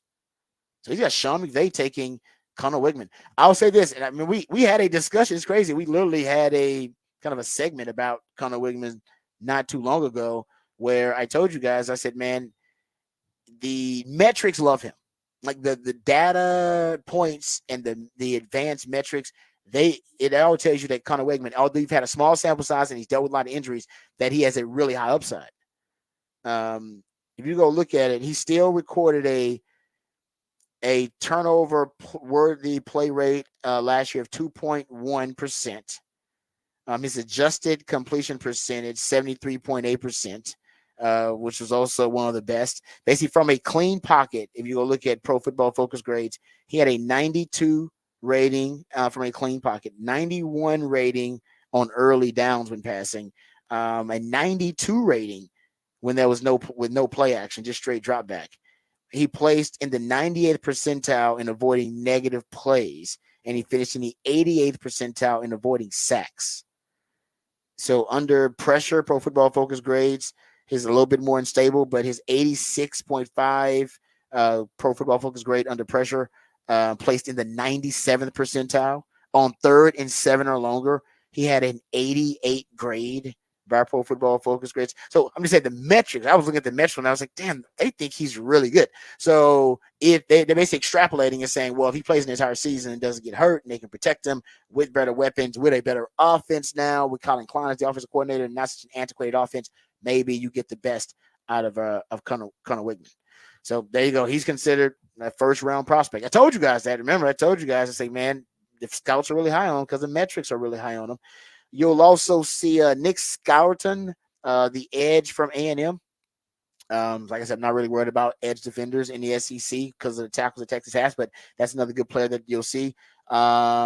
Kentucky has a defensive tackle that's actually really good. I think Deion Walker, he's at 21 going to the Miami Dolphins.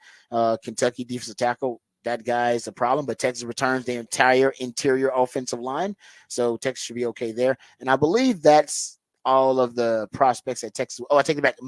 Malachi Starks, the safety from Georgia, goes 28th overall. That's also a player that Texas will see on the schedule, and I believe that's it. So there are several players that Texas will see on the schedule that are being drafted or considered first round prospects with that kind of upside. Texas having 3 of those based on Matt Miller's mock draft. Isaiah Bond, though. I mean, Isaiah Bond is the typical Sark receiver, so everybody just assumes, man, Isaiah Bond is going to end up picking up where Xavier Ward left off. He's going to get that kind of target share. And there's no reason to think that he won't. I'll give you a little stat about him real quickly. Isaiah Bond, the only FBS receiver who had more plays where they hit at least 20 miles per hour based on the GPS tracking was Xavier Worthy. He had 18 plays in 2023 where he hit at least 20 miles per hour. The only one who had more was X-Men. So speed. All right, we come back. We'll get into Rod's rant of the day.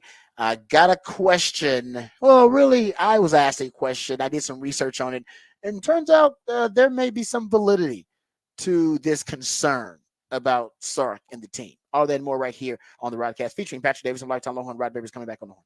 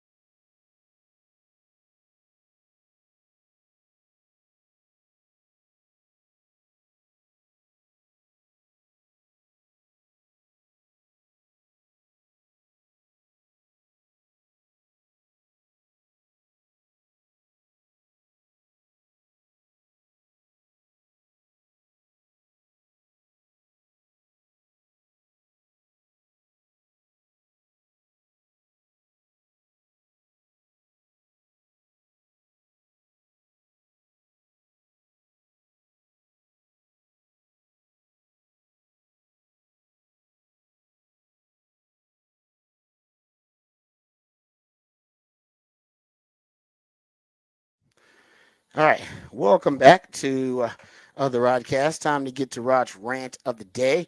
Okay, so I was getting to a discussion with a friend of mine about Texas, going into the SEC, the level of competition, which I think we all agree is going to be ratcheted up to a whole nother level. It's the toughest level of competition in all of college football and college baseball. You can basically say for all the major sports except for college basketball, because I'll admit the Big 12 has the upper hand there. But I was listening to their points, and one of them actually I thought was worthy of researching.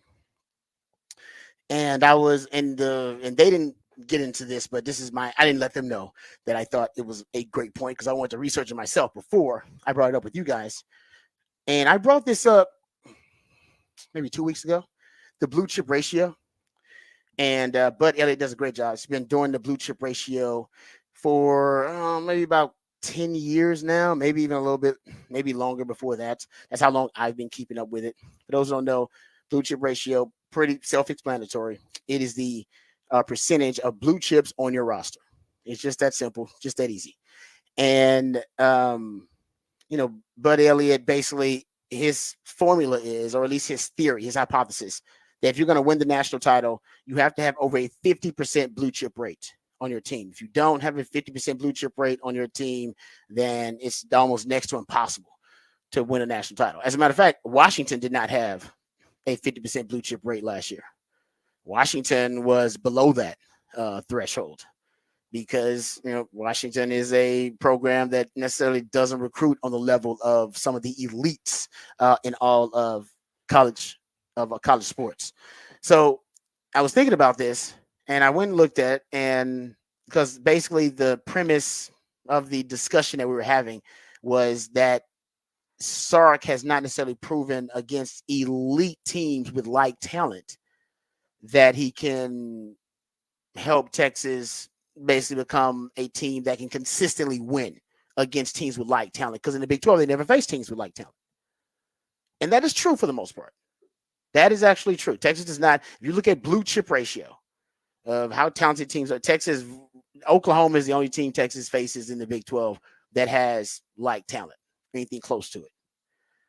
And so I went and looked at teams in the last 3 years that Texas has faced who have more than a 50% ratio, 50% blue chip ratio. And the only team, they're only Bama and Oklahoma. That's it. Just two. Just Bama and OU. Not even Washington, by the way. Just told you that Washington don't fit it. Washington is below the blue chip ratio. At least for the last 3 years. The last time they made it was 2020, and they had a 54% win in 2020. Washington wins without the elite blue chip ratio. But Texas, against the teams that obviously register in Sark's tenure, I will admit 2-3 versus the teams that are in blue chip ratio. This year alone in the SEC, Texas will face 5 teams that register in the blue chip ratio. You face 5 teams in Sark's entire tenure at Texas that register in the blue chip ratio, and you're 2-3 in those games. Like I said, I want to, and like I said, they didn't bring a blue chip ratio. I'm being I'm being a lot more articulate in research based than the opinion they were saying. They were basically saying the Big 12 is weak. Y'all never face teams that are on y'all's level, and y'all still lose to those teams. And when you do face a team that's on your level, you lose to those teams. So I'll admit, 2-3 in the 5 times you've played a team that has a blue chip ratio of 50% or higher. And in the SEC this year alone, I went and looked at the blue chip ratio with transfers. Georgia 77%. You're going to face them. Oklahoma 63%. You're going to face. You got to face Oklahoma. You'll be A&M is at 63% as well.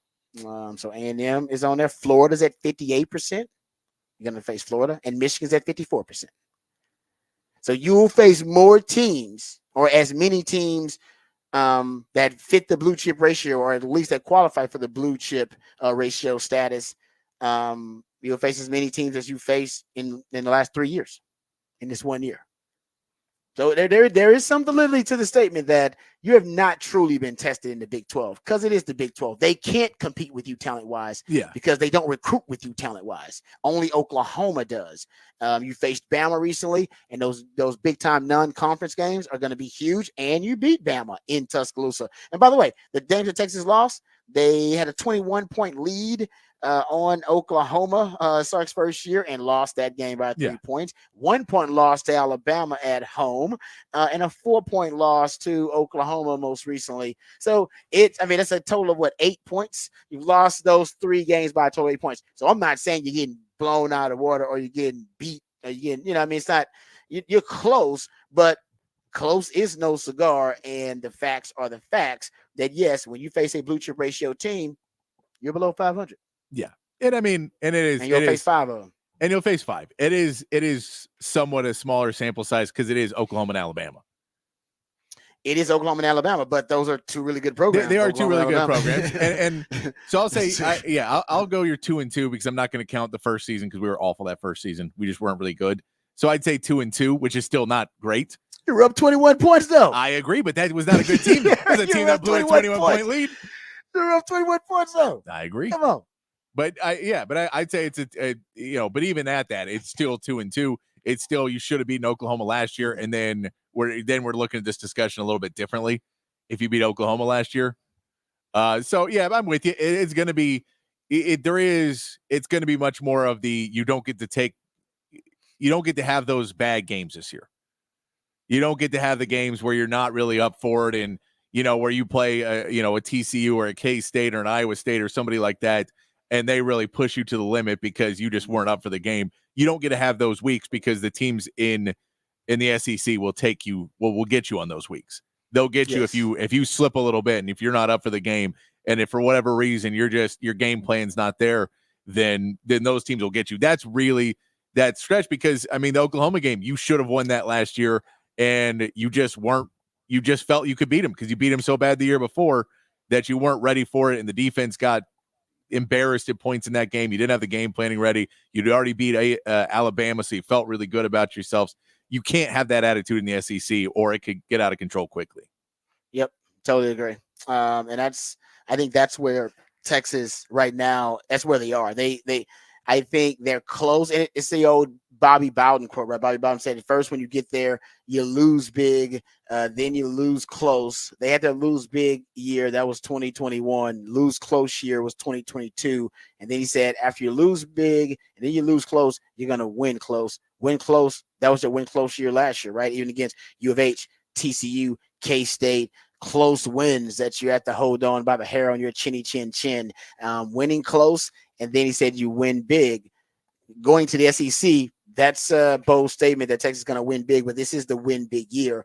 And so maybe now start kind of figuring out the formula to beat those teams that are on his level talent-wise, but also how to close out those games. That's why Sark talks about complementary football a lot, because his complementary football, he's trying to close out these games. And he knows he can't just do it with offense. Because you can't.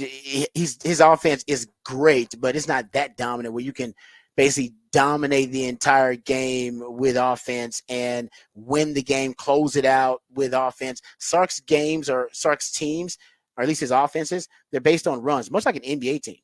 Like I've said it before, Sark's teams, they have runs, and you just don't know when the run's going to be. Could be in the first, could be in the second, could be in the third, could be in the fourth.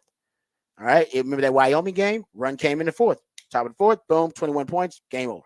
All right. But sometimes they come like in the second.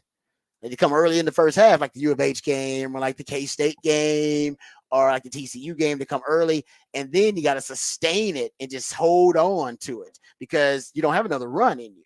Well, it's like, why is there another run? Well, because the opponent does make an adjustment to what you're doing. It's not going. You're just not going to do what you're doing without any opposition for 3 quarters. That doesn't happen. And then when they make their adjustment finally, then things become a little bit tougher for the offense. And then it's the chess match. And for Sark, he's looking for a way to close out those games without necessarily his offense having to do it. Now, if his offense can do it, great. They did it in the Bama game. Right? Offense closed it out, run the game, close it out in the Bama game. But you can't always do that. You don't always have the opportunity. You don't always have the possessions to do it. There'll be sometimes where you're going to need your defense to go close out the game.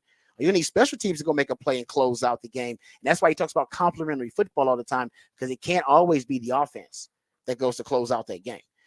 So I don't think it's an issue, but I will admit when when I have an argument with somebody, hey, I consider the viewpoint. It was a valid point about the Big 12. The Big 12 does not present Texas with like talent teams, like teams that are on their level talent wise. And I think ultimately in the SEC, could there be a shell shocking, if you will, to Texas? It could be. But I think Texas will be ready for it. It may take them a while to adapt to it, but I think Texas will be ready for it. Are they ready for it? As Patrick mentioned, on the week-to-week basis.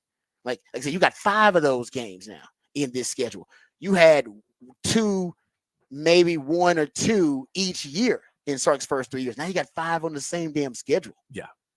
In addition to the other teams being a little bit more physical. That is going to be the real test, testing your depth, the accumulation of, the wear and tear on the season. That's different from the Big 12, as we know. Yeah. Not getting too high on yourself, too. Keeping that level head. Yeah. You can't win a big game and then think, well, that was the big one, and now we're moving on. Because there's just going to be a lot more big ones. Yep, totally agree with you. Which Texas fans are excited about. They should be. All right, we come back. We'll get into what the facts, what the stats right here on the Rodcast featuring Patrick Davis. I'm Lifetime Longhorn. Rod Davis coming back on the horn.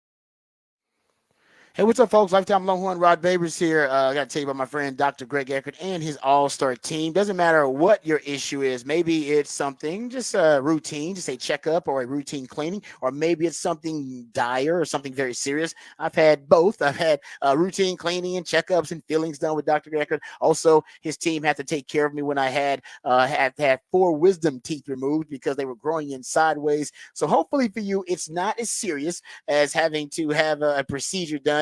Having all your wisdom teeth removed, but for me it was. But it doesn't matter what the issue is: general dentistry, teeth whitening, dentures, porcelain, crowns, veneers, dental implants, full mouth reconstruction, even root canal therapy. You're in great hands with Dr. Eckert and his all-star team. Whatever it takes to ensure you're getting the best quality dental care available, that's what they're all about. And right now, because of that, they can give you a brand new smile in just 1 day, permanently secured to your dental implants. You'll spend no time without teeth. You'll get temporary fixtures as they complete your permanent smile, and you're going to smile again with confidence and eat freely without pain or discomfort. We're talking about a lifelike permanent solution. So if you've been told your teeth need to be replaced, just call Dr. Eckert today to learn about this revolutionary alternative to dentures. It's a complimentary consultation, so you got nothing to lose but so much to gain, because a confident smile can truly change your life, and Dr. Eckert wants to change your life for the better. So give him a call, 512-345-3166. That's 512-345-3166, or visit dreckert.com, DRUECKERT.com.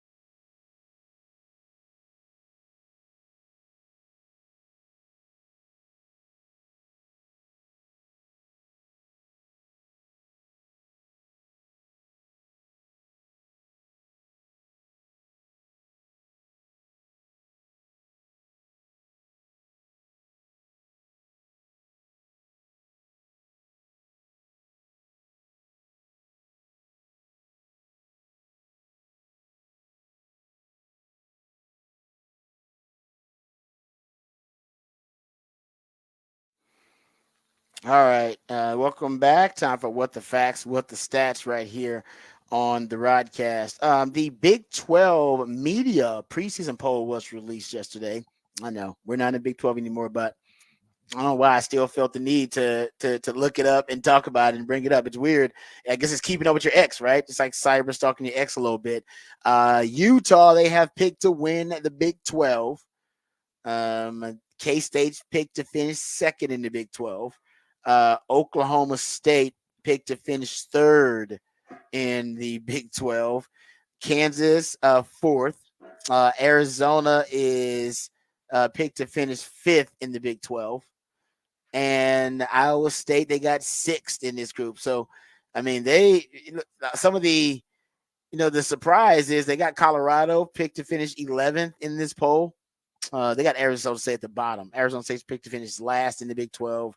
U of H 15th, Cincinnati 14th, BYU 13th, Baylor 12. They got Colorado picked to finish 11. TCU's picked to finish 10. Tech picked to finish 9.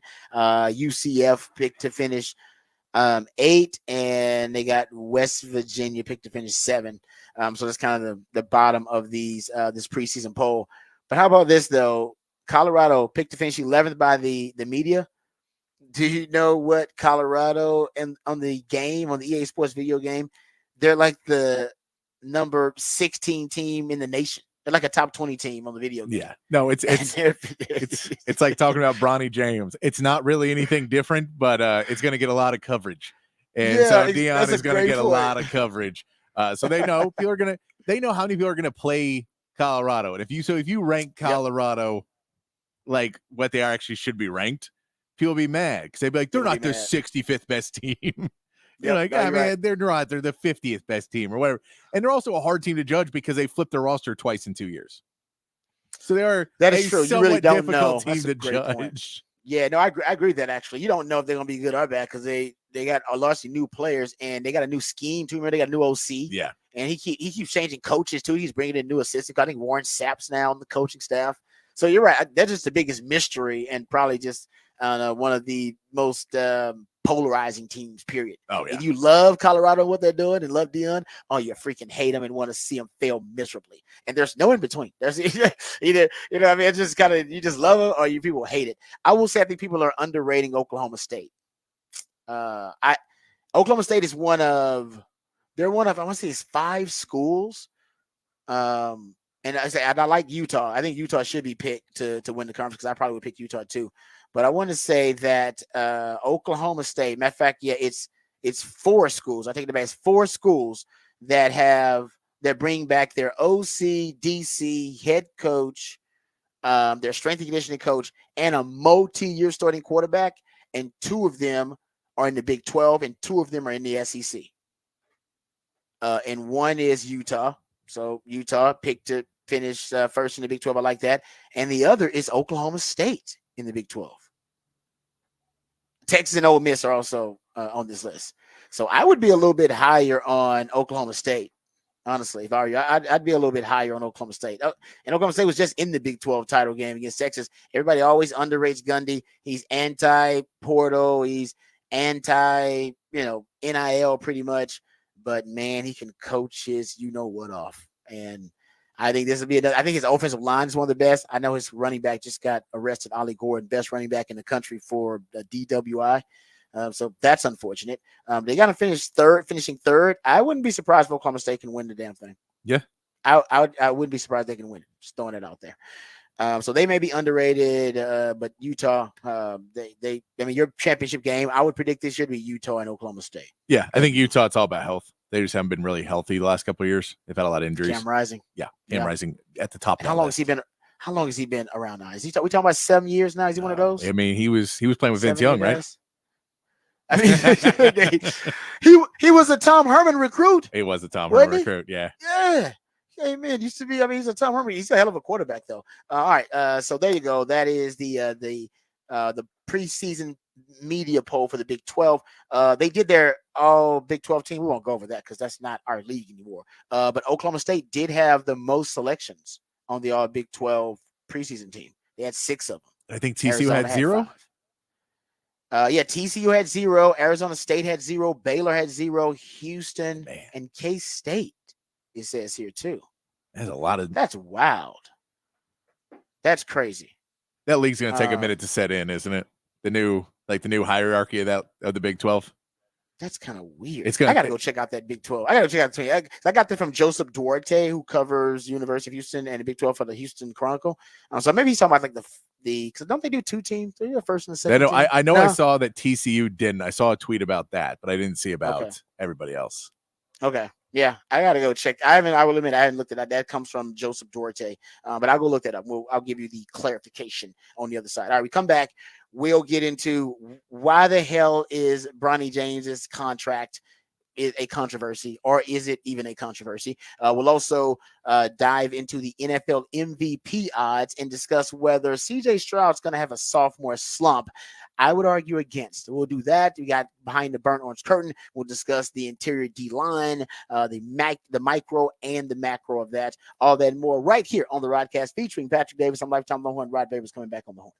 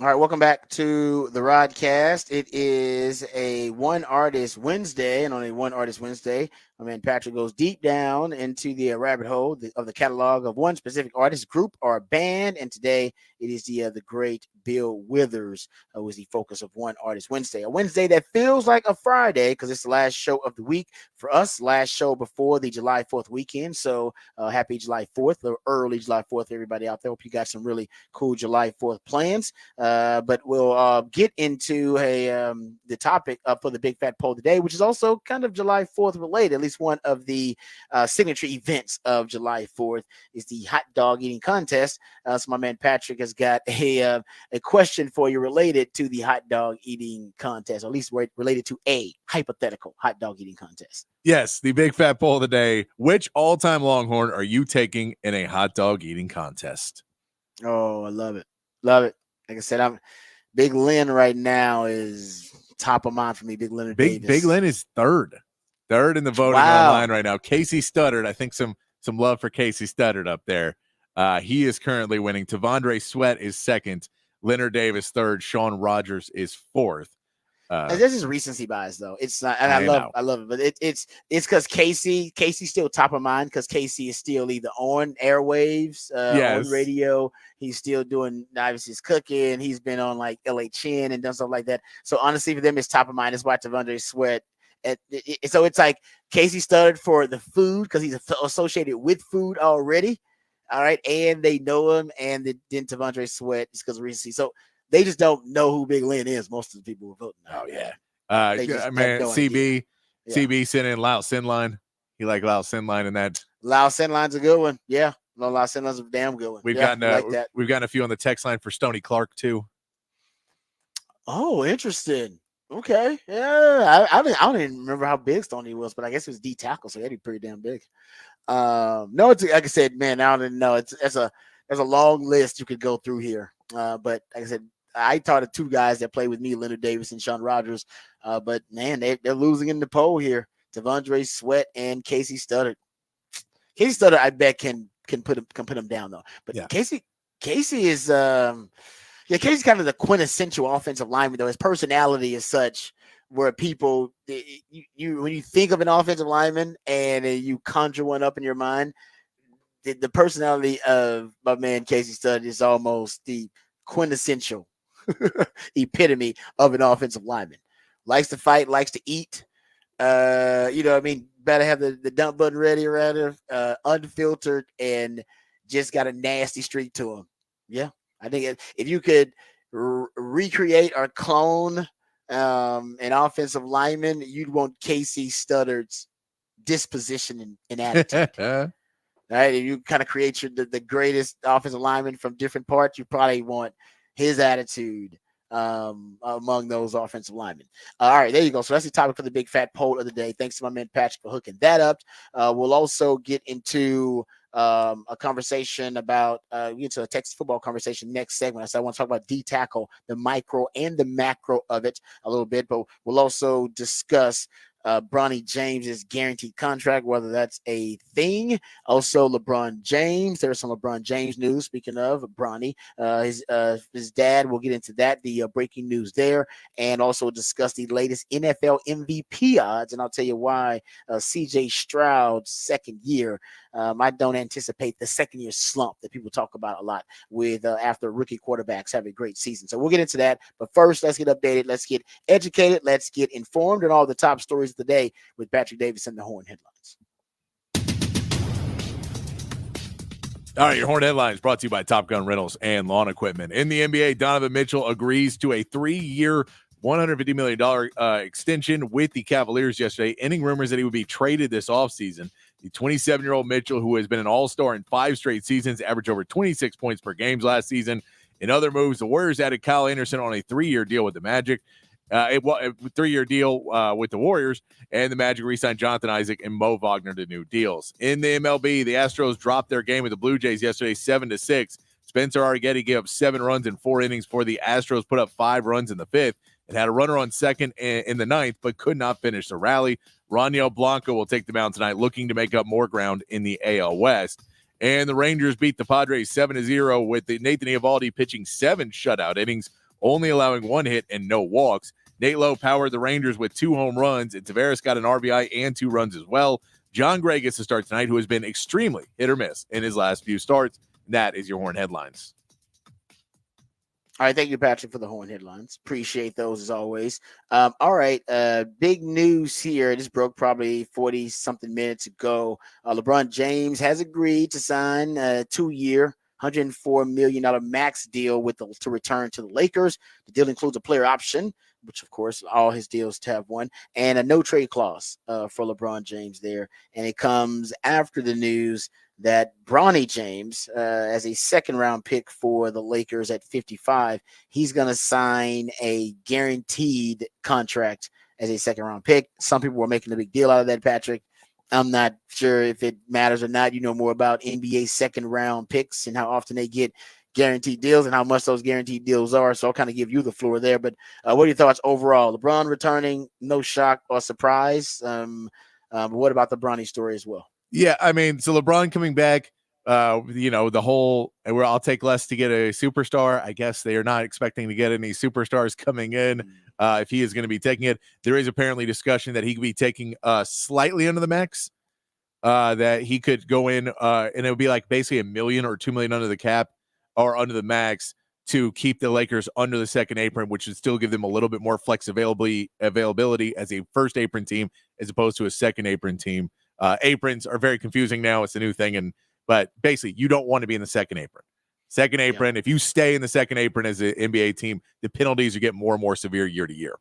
But he is going to be taking his new contract. We all knew he would. He has got an opt-out after this season, so he can decide what he wants to do after this season. Bronny James signing a guaranteed contract. The reason why I'm looking for what the number on it is, I haven't seen the number on it yet. I'll keep looking to find what it is. It's probably roughly between $600,000 and $800,000. It's not a huge deal. It's not in world ending. He's got a powerful agent and a powerful father. He's a decent enough player. He'll be fine. The Lakers aren't bringing in a bunch of other guys. He's not stealing a spot from anybody. It's fine. It's not a big deal. This kind of stuff happens all the time in the NBA. People just don't like LeBron, which is fine. You don't have to like him. But that's the reason you're mad about it. It has nothing to do with basketball. It has nothing to do with game management. It's nothing to do with anything other than the fact that you don't like LeBron, and maybe not the Lakers, but you don't like LeBron. That's fine. But it's not a huge deal. It's not. Now they signed him to a 5-year, $20 million contract, 20 per year. Then that's ridiculous and crazy. But if you guarantee him for a year at like $700,000, $800,000 a year, and then you're paying, the fact that Isaiah Hartenstein just got paid, he makes $5 million more than Myles Garrett a year. And he averaged like 20 minutes a game for the Knicks last season. It's crazy. That if you want to go into that and go, okay, maybe that's a little bit crazier. This guy makes that amount of money, but that's what a 7-footer goes for in the NBA right now. That they wanted a big guy who can get offensive rebounds, and that's what he does. So like that to me is more of when you look at it and go, wow, that's crazy. They got, the Knicks traded 5 unprotected first-round picks for Mikal Bridges. That's a lot to trade up for a guy. A deal for under $1 million in the NBA is not worth going over and freaking out. It's not changing anybody's playoff odds. It's not changing any bookies odds on anything revolving around the Lakers or any other team because it happened. It is just it's something that would have been done and has been done before. And the reason we don't know it is because it's not reported on because nobody really cares. Unless, like you said, unless you're trying to come up with some LeBron James, some basically hatred for LeBron James, and you're trying to come up with another reason to criticize him.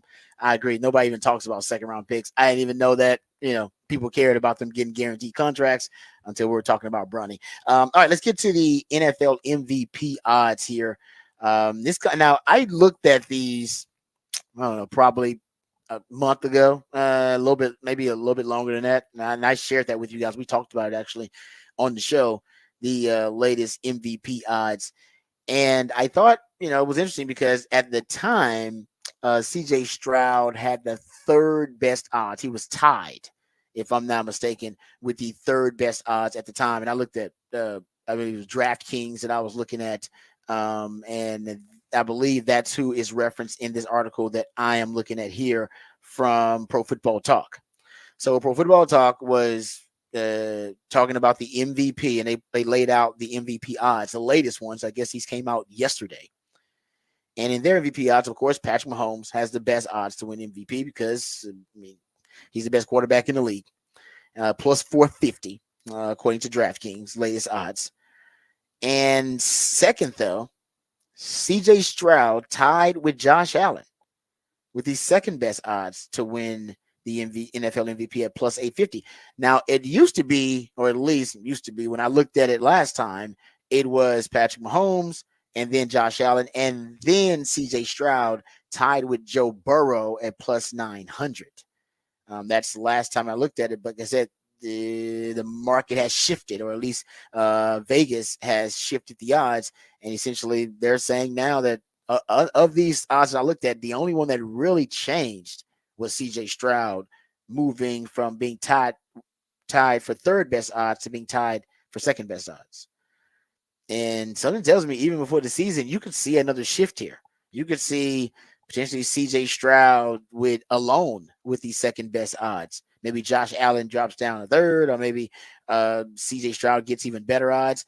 The reason I bring it up is because there is some discussion about C.J. Stroud in a second year slump, because it is something that has been thrown out there, and at times you can see it. I don't know if anybody's done an exhaustive breakdown about second year slumps and if it's a real thing and what's the rate of regression and all that kind of stuff.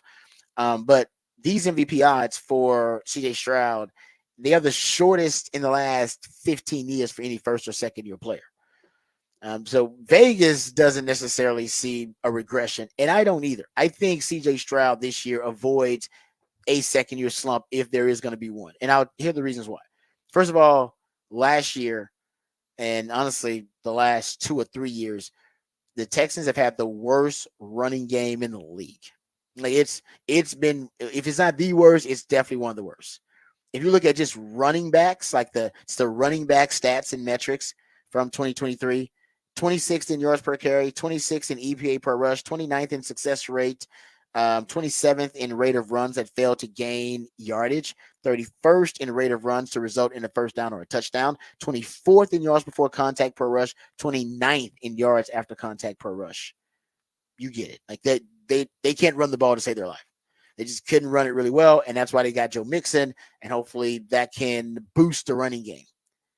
But in addition to the running game being bad, their offensive line was easily one of the most injured offensive lines in the league. And honestly, I would make someone say, well, that's why the running game was bad. It could be, but the running game was bad before this year's historic attrition because of injury on the O-line. I mean, if you go look at it, by year, the running back run game by year, the Texans 26th in 2023, 2022, they were 31st. In 2021, they were 31st. In 2020, they were 31st. The Texans have had the NFL's most consistently bad running back run game for years. And adding Joe Mixon to the mix, they're now at least trying to boost that. So they'll be better in terms of the run game by the running backs. But that's something that Texans have struggled with now as a franchise. It's a systemic issue. But then the injuries on the O-line this year were particularly troubling. If you go look at most total points lost to injury, the Texans had 144 total games missed because of injury. That was second to the Panthers, I believe. And the total points lost to injury, the Texans were at 146 points lost to injury. If you check the adjusted games lost stat, it's a cumulative metric from Football Outsiders, I believe, back in the day, estimates the impact of injuries on the team and on specific positions. The Texans had 82 offensive line adjusted games lost. That is the most adjusted games lost due to injury on the O-line since 2001, which is when they started keeping up with this metric. So they had the most injured offensive line that the NFL has seen in the last 20 plus years. All right. So that also is going to change. They're going to be healthier on the O-line. They also had a lot of injuries just on offense, period. The Texans had the most injuries on offense in the NFL. period. Over 30 adjusted games lost, more than any other team. They had the fifth most injuries on defense, but on offense, nobody was more injured on offense, and no offensive line was more injured in the last 20 years than the Texans' O-line. That also is why I anticipated comeback. Also, when I looked at Tank Dell and Nico Collins, by the way, Nico Collins just had an amazing season. I gave you guys that stat a couple of weeks ago about Nico Collins. If you go look at it, he joined Tyreek Hill, Cooper Kupp, and Julio Jones as the only three wide receivers to average 3 or more yards per route run in a single season over the past decade.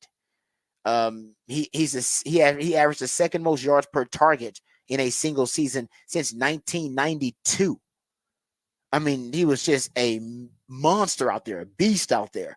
He and Tank Dell, I'll give Tank Dell some credit. Tank Dell averaged over 2 yards per route run. He was the only wide receiver actually that weighed under 185 pounds to average more than 2 yards per route run. And he was really good last year until he got hurt. He and Nico Collins were only on the field together for 34% of CJ Stroud's dropbacks. That is also going to change. They're going to be on the field more with Stephon Diggs on the field more and Joe Mixon. So for a lot of different reasons, I just don't see regression. I mean, when you go look at the most completions for a first down on 3rd and 10 plus yards to gain, I gave this stat about CJ Stroud a few weeks ago. CJ Stroud led the NFL as a rookie with 14 completions for a first down on 3rd and 10 plus yards to go. Jared Goff, I think, was tied with first with 14. But Jordan Love and Dak Prescott, they had 13. I mean, that is really tough. That's the toughest thing to do in football, arguably, is to straight drop back in a 3rd and really, really long situation. And nobody was better at it than CJ freaking Stroud. I know I could be looking at this thing through some, homerism and through some Texans colored glasses, but I really don't see a regression for all the reasons I brought up. But I mean, you had a rookie head coach too. Rookie head coach, rookie quarterback. You had the most successful campaign for a rookie head coach, rookie quarterback combo in 100 years in the NFL. And I think now they're only wiser, and I think they're only more experienced. I don't know, everything that was working against them last year, Patrick, I thought that last year you weren't supposed to achieve and look like a top 10 quarterback. He did.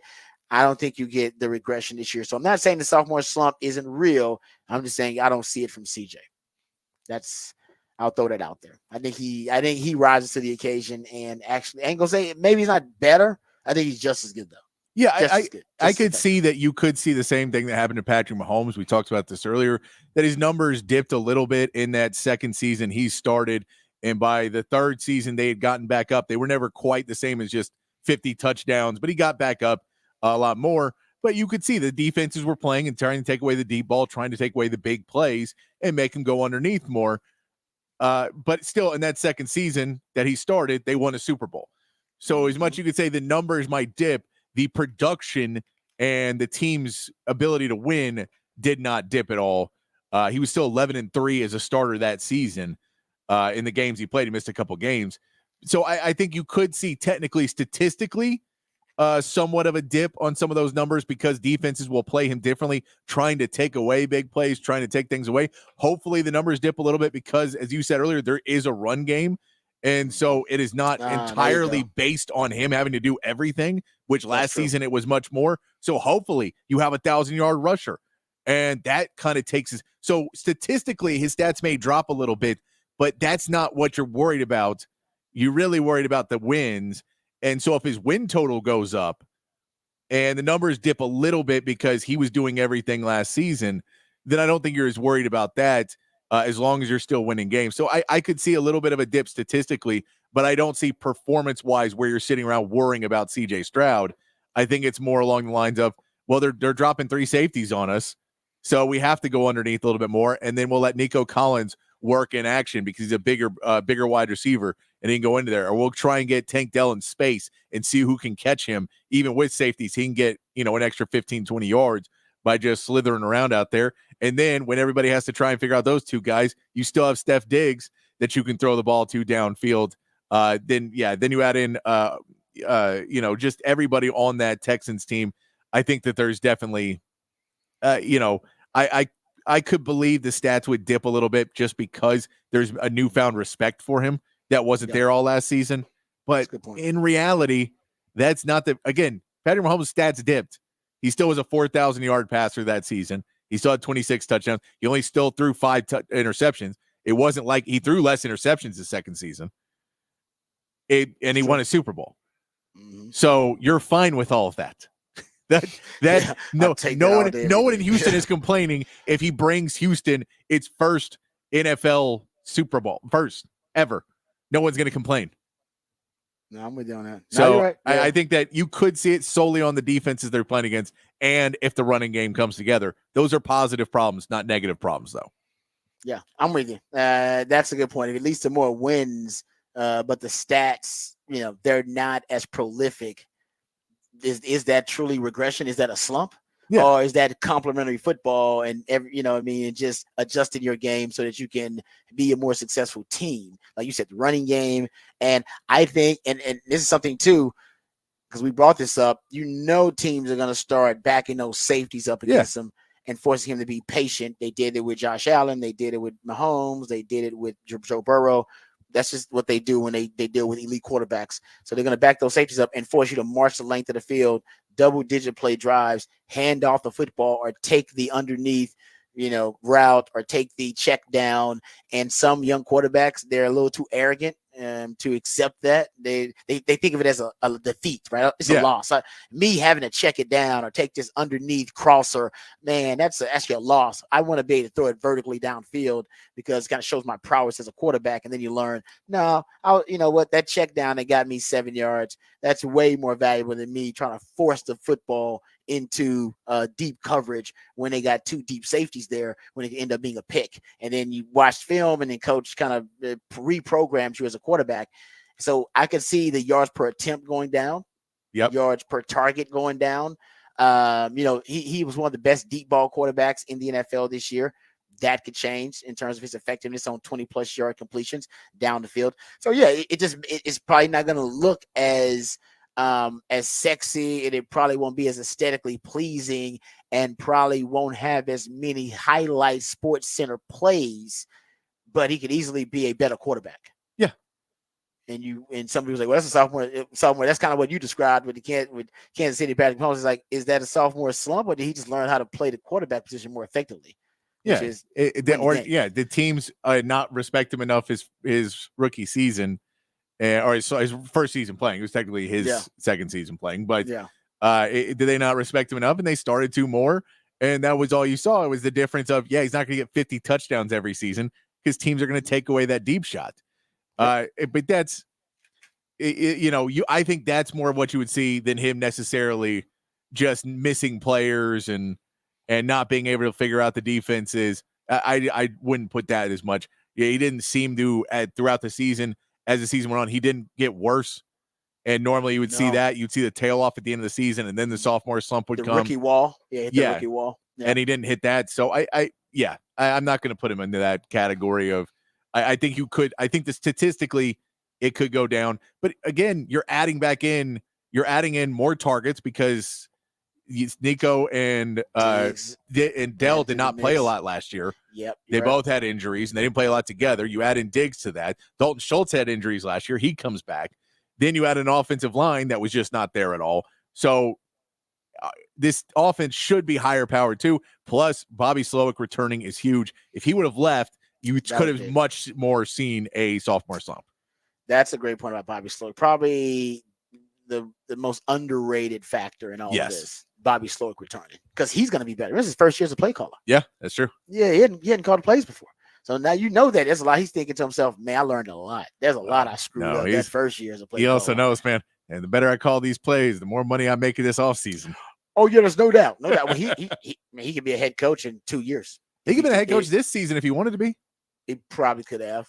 You're right about that. But yeah, he'll have his pick of a few jobs because everybody's watching CJ Stroud this year. If CJ Stroud takes it to an even higher level and ascends, Bobby Slowick will be the first name given credit for his development in the league, and so he'll be on the fast track. All right, there you go. That's some NFL discussion about the NFL MVP odds. I think Dak was like all the way at like plus 1,400 or plus 1,600.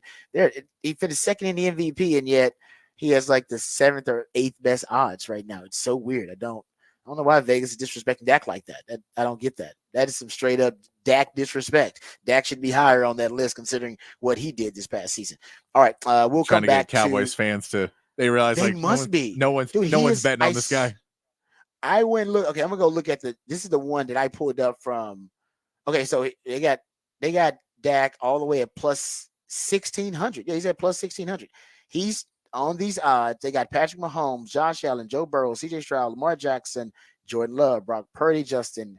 Oh yeah, so he's tied with Justin Herbert, Jalen Hurts, Aaron Rodgers, and it's Dak. So they got 1, 2, 3, 4, 5, 6, 7 QBs. Yeah, I can't. Win MVP I can't put Jordan Love and Brock Purdy above him. I kind of agree with you there. I agree. Now I'm with. I think you're right about that. Justin Herbert above him just because of what they've done. He shouldn't even be tied with Herbert. No, he shouldn't be tied with Herbert. He shouldn't be tied with Herbert. No, I agree. I don't like that at all. I think that's disrespect. That's Dak being straight up disrespect. So now he's disrespected. He's disrespected by the Joneses by not getting the contract. He's disrespected. He's coming into this year. All the locker room material, all the locker board material. Yeah, that's all he needs. He got all the motivation he needs right now. Dak does. And last year was motivation because of all the picks. Yeah. Remember, he got the criticism was Dak throwing out them picks, man. That's who Dak is. And Dak was like, I had 1 year where I threw a lot of picks, guys. I had one off year. And I kept saying to people, I was like, man, that's not in his nature. That is not a part of his, as a player. That's not a part of his profile. He's not a turnover prone guy. He had a year where he took too many risks, maybe the system, maybe off, in terms of his timing with the receivers. But that's not who Dak was. And then he bounces back with an MVP caliber season. Yeah, that's the lowest interception rate he's ever had as a player. Those MVP odds are if you had to take a quarterback right now to build your team around, then you take Jordan Love, and then you take Brock Purdy, and then you take Dak. I get you go in that order of those three there if you had to start because they're younger. So their upside is higher. And in 2 years, I believe Jordan Love could be up there. But I just don't see next season him being that guy. There's way more chance of him having a slump next season than there is, because he doesn't have the weapons. There's a good chance because they don't have a true number one. They're going with kind of a wide receiver by committee, but the Packers they were able to do that. They made it work, and he's a great. I think he's a really good player, but I would put much more of a chance for a slump on him. Yeah, they had elite quarterbacks to help with that too. I mean, when Aaron Rodgers helps when you don't necessarily need to draft a receiver really high or have that one. And then Devontae Adams did become that guy. So I think they're hoping that one of these guys emerges. It kind of separates from the group. But right now, it's just kind of a group. But it's a good group. It's a good group. But it's still a group, right? Yeah. About that. All right, we come back. We'll get into the Texas football conversation, go behind the burn-on curtain. Let's talk D-tackle, the micro and the macro, and what's happening at the University of Texas with that position. All that and more right here on the Rodcast featuring Patrick Davis. I'm Lifetime Longhorn. Rod Davis coming back on the horn.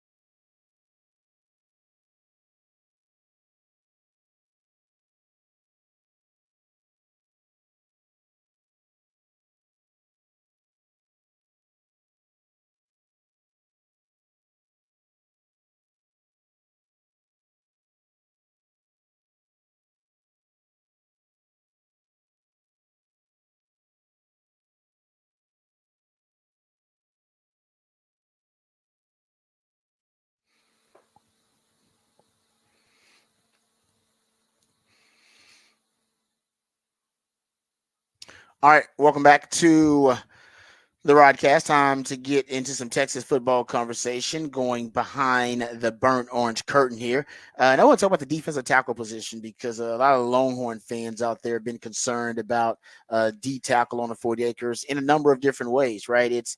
It started with losing Tavondre Sweat and Byron Murphy. And I totally get why Longhorn fans would be freaked out about that. I mean, that was the best D tackle duo in the country. It allowed you to be very flexible defensively. I mean, you play with a light box more than most teams in the Power Five because you were the best defense with a light box, defending with a light box in the Power Five because you had Tavondre Sweat and Byron Murphy. For those who don't know, light box means you have fewer defenders and they have blockers because it usually would take 3 to 4 offensive linemen to block Texas 2 D tackles with those Byron Murphy and Tavondre Sweat. And they were both 2 D tackles who could be elite run stoppers and elite pass rushers. That's just very rare. And you lose those guys, first and second round pick, best D tackle duo at Texas since Casey Hampton and Sean Rogers. And now the concern is how do you replace, that force that they were able to bring in the middle of the defense? And I mean, right in the guts of your defense.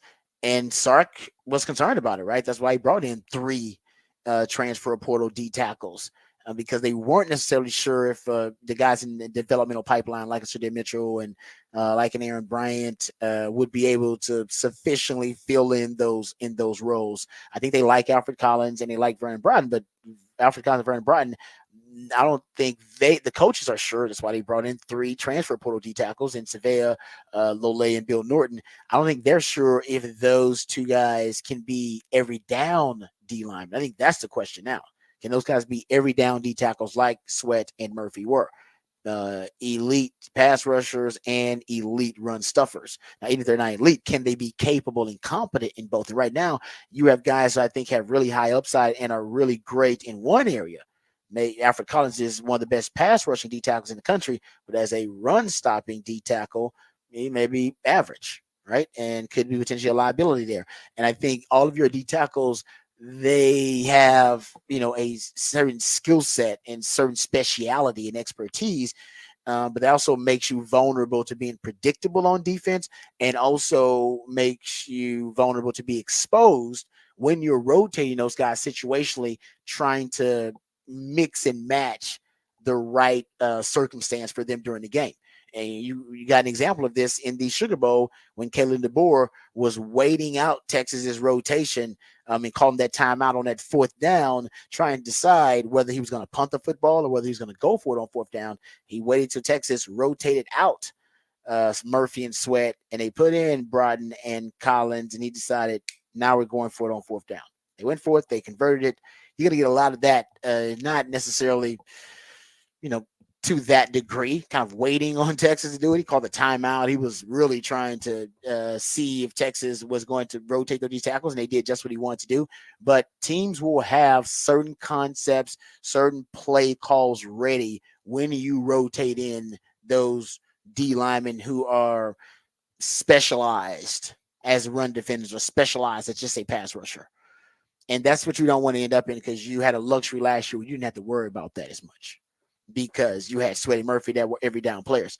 So in addition to losing those guys and not really sure about how to replace them, that's why Stark brings in the transfer portal D tackles. So you have an answer for the time being and something to remedy this. You got enough bodies, you can money ball your approach to D tackle. The problem is now what's your long-term solution with D tackle? Because you got 2 things that are disrupting the developmental pipeline for Texas. Number one, the guys that you had already in developmental pipeline, you're not sure if Shadir Mitchell's going to work out, came in maybe a little bit overweight. Maybe it's something you can salvage, maybe not. And some of the guys you brought in, it may take you a little time. I don't think you're confident that those guys will be the rotational players that you had last season when you had Alfred Collins and Vernon Broughton as the rotational players and Sweat and Murphy as your frontline starters. And sometimes the state that you recruit in the most, which is Texas, your fertile recruiting grounds, they have these gaps in development at certain positions. year to year, just have a scarcity of a certain position in a certain year. And right now, that's D tackle in the state of Texas. So because of that, looking long term, Texas is going out of state for some of those D tackles. Out of state, you don't have as much clout as you do when you're in state. The brand of Texas doesn't. In addition to that, Bo Davis left this offseason. Bo Davis, as Sark admitted, best D line coach in the country, a lot of skins on the wall. And, it's kind of a trust in Bo Davis thing. There was a lot more to sell when the sales pitch when Bo Davis is out there on the recruiting trail with those out of state big game recruits you're trying to get at D tackle.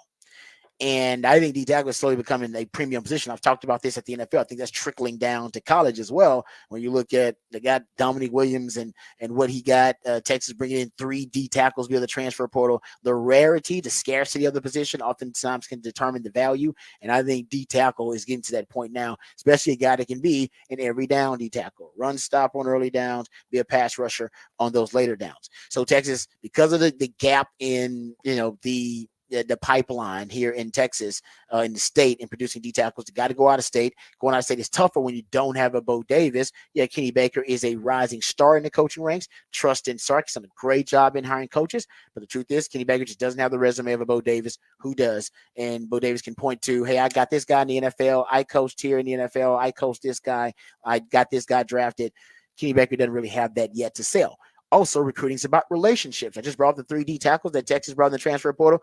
Johnny Nansen had recruited all those damn dudes, had connections with all of them, either coached them at Arizona or recruited them when he was at Arizona or UCLA on the West Coast. He also recommended to Sark that he bring in Silas Bolden because he coached against him at Oregon State when he was at Arizona. Silas Bolden told me that. Javian Cole also told me that Johnny Nansen was the first one to reach out to him because they had a West Coast relationship from back in the day when Johnny Nansen was a recruiter for Javion Cole. It's just the relationships matter, and that's just one dude, right? Help you bring in 5 just one dude in one offseason. Help you bring in 5 transfer portal acquisitions.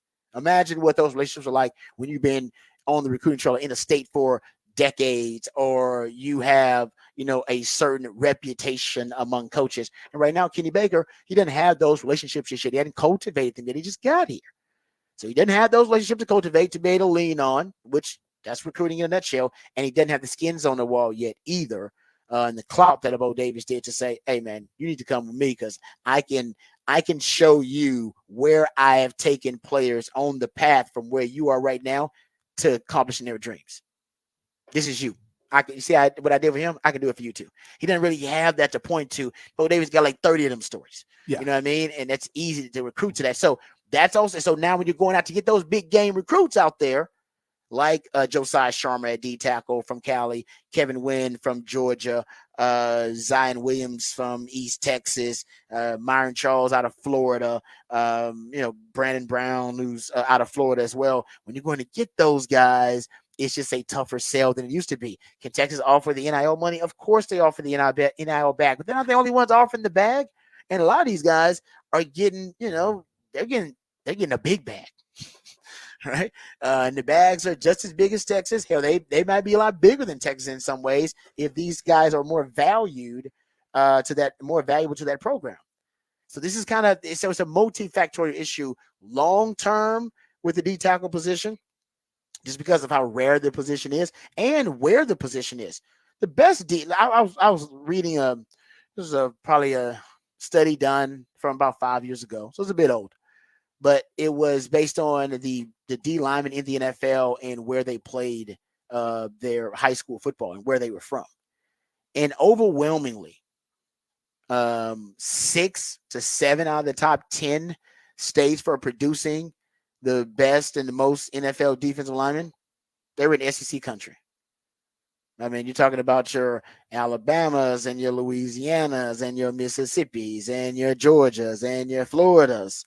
Hell, now I guess you can throw Oklahoma in that mix too because they're in the SEC, and you can throw Texas in that mix too because now they're in the SEC. If you look at the top 20 states for producing NFL D linemen, the SEC probably has, the SEC territory probably has 9 to 10 or 11 of those states. in the SEC area and region. So that's what the SEC is, where the best D linemen are grown or born, period. And Texas is trying to get there. That's why they're in the SEC. That's why they got Kenny Baker from Georgia, from that Georgia area. And they're recruiting Kevin Wynn out of Georgia. And they're recruiting the kid Brandon Brown out of Florida. And recruiting Myron Charles out of Florida. But those guys, and Myron Charles and Kevin Wynn, both D tackles, committed to Florida State recently. Josiah Sharma recently committed to Oregon. So Longhorn fans kind of freaking out. Why can't Texas close on some of these guys? Keep in mind, Texas can flip these guys and has flipped a lot of good recruits at the end of the season or later on during the season. Hell, Colin Simmons is one of those guys they flipped in that manner. And so Texas is doing a really good job. When you don't want to be going back to the transfer portal year after year for line recruiting. You want to develop O-line and D-line prospects organically through traditional recruiting. That's just the way you want to go about it. It's just much easier, better return on your investment like that. So that's what Texas wants. And they're doing a great job of that on the O-line, right? Very little attrition on the O-line, stockpiling players, able to put them in the strength and conditioning program, put them with the nutritionist, put them with the dietitian, and let them develop and let them just cultivate fundamentals and build really good habits as an O-lineman and really let their bodies mature. That's what you ultimately want to do. And Texas is doing that at the edge position really well. We had Colin Simmons last year and Umel Zulu and recently Lance Jackson in this class, and they got the young man Arogbo also recently in this class. So they're doing a good job of getting the defensive ends and the O linemen. I think where they're struggling right now is the interior D line D tackle, and what I just brought up with you is the reason why. It's multifactorial. It's a lot of different things. Now, if Texas goes into the SEC and balls out and the D-line plays really, really well, I think a lot of these issues will subside. Kenny Baker will get more street cred, be easier for him to recruit. He can point to the D-line and how well they're doing as to his coaching prowess, and boom, they'll end up getting some of these young, high-level D tackles into the developmental pipeline, develop them, and Texas will have long-term and short-term solutions for this. But if they don't perform well during the season, and that is a weakness and a liability on the defense, you could have a negative effect there as well, where you're not able to flip some of these guys later on the season because Texas is not necessarily showing promise at that specific position. And then you got a short-term issue and a long-term issue at D tackle. So I wouldn't panic yet, but that's pretty much the gist of why it's been a position that's been hit hard just this offseason with a lot of turnover and change, and Texas is just having a hard time keeping up with it right now. But it's a first world problem, honestly. But it could turn into a third world problem on you by the end of the season. But right now, it's a first world issue. You got bodies to handle a D tackle position. What you're worried about is, can you get guys in the developmental pipeline so that the future looks bright when you're in a line of scrimmage league like the SEC in the guts of your defense? That's what we don't know right now. Right now, you're fine, but in terms of a 2-3 year plan, that doesn't look promising right now. The plan for the here and now for this year, I think you're okay. For 2 and 3 years, that's what I think the concern is. All right, we come back. We'll get into off the record on the other side. Patrick Mahomes is doing something that I haven't seen any athletes do as alumni at the college level. We'll discuss that on the other side, right here on the Rodcast, featuring Patrick Davis on Lifetime Longhorn. Rod Davis coming back on the horn.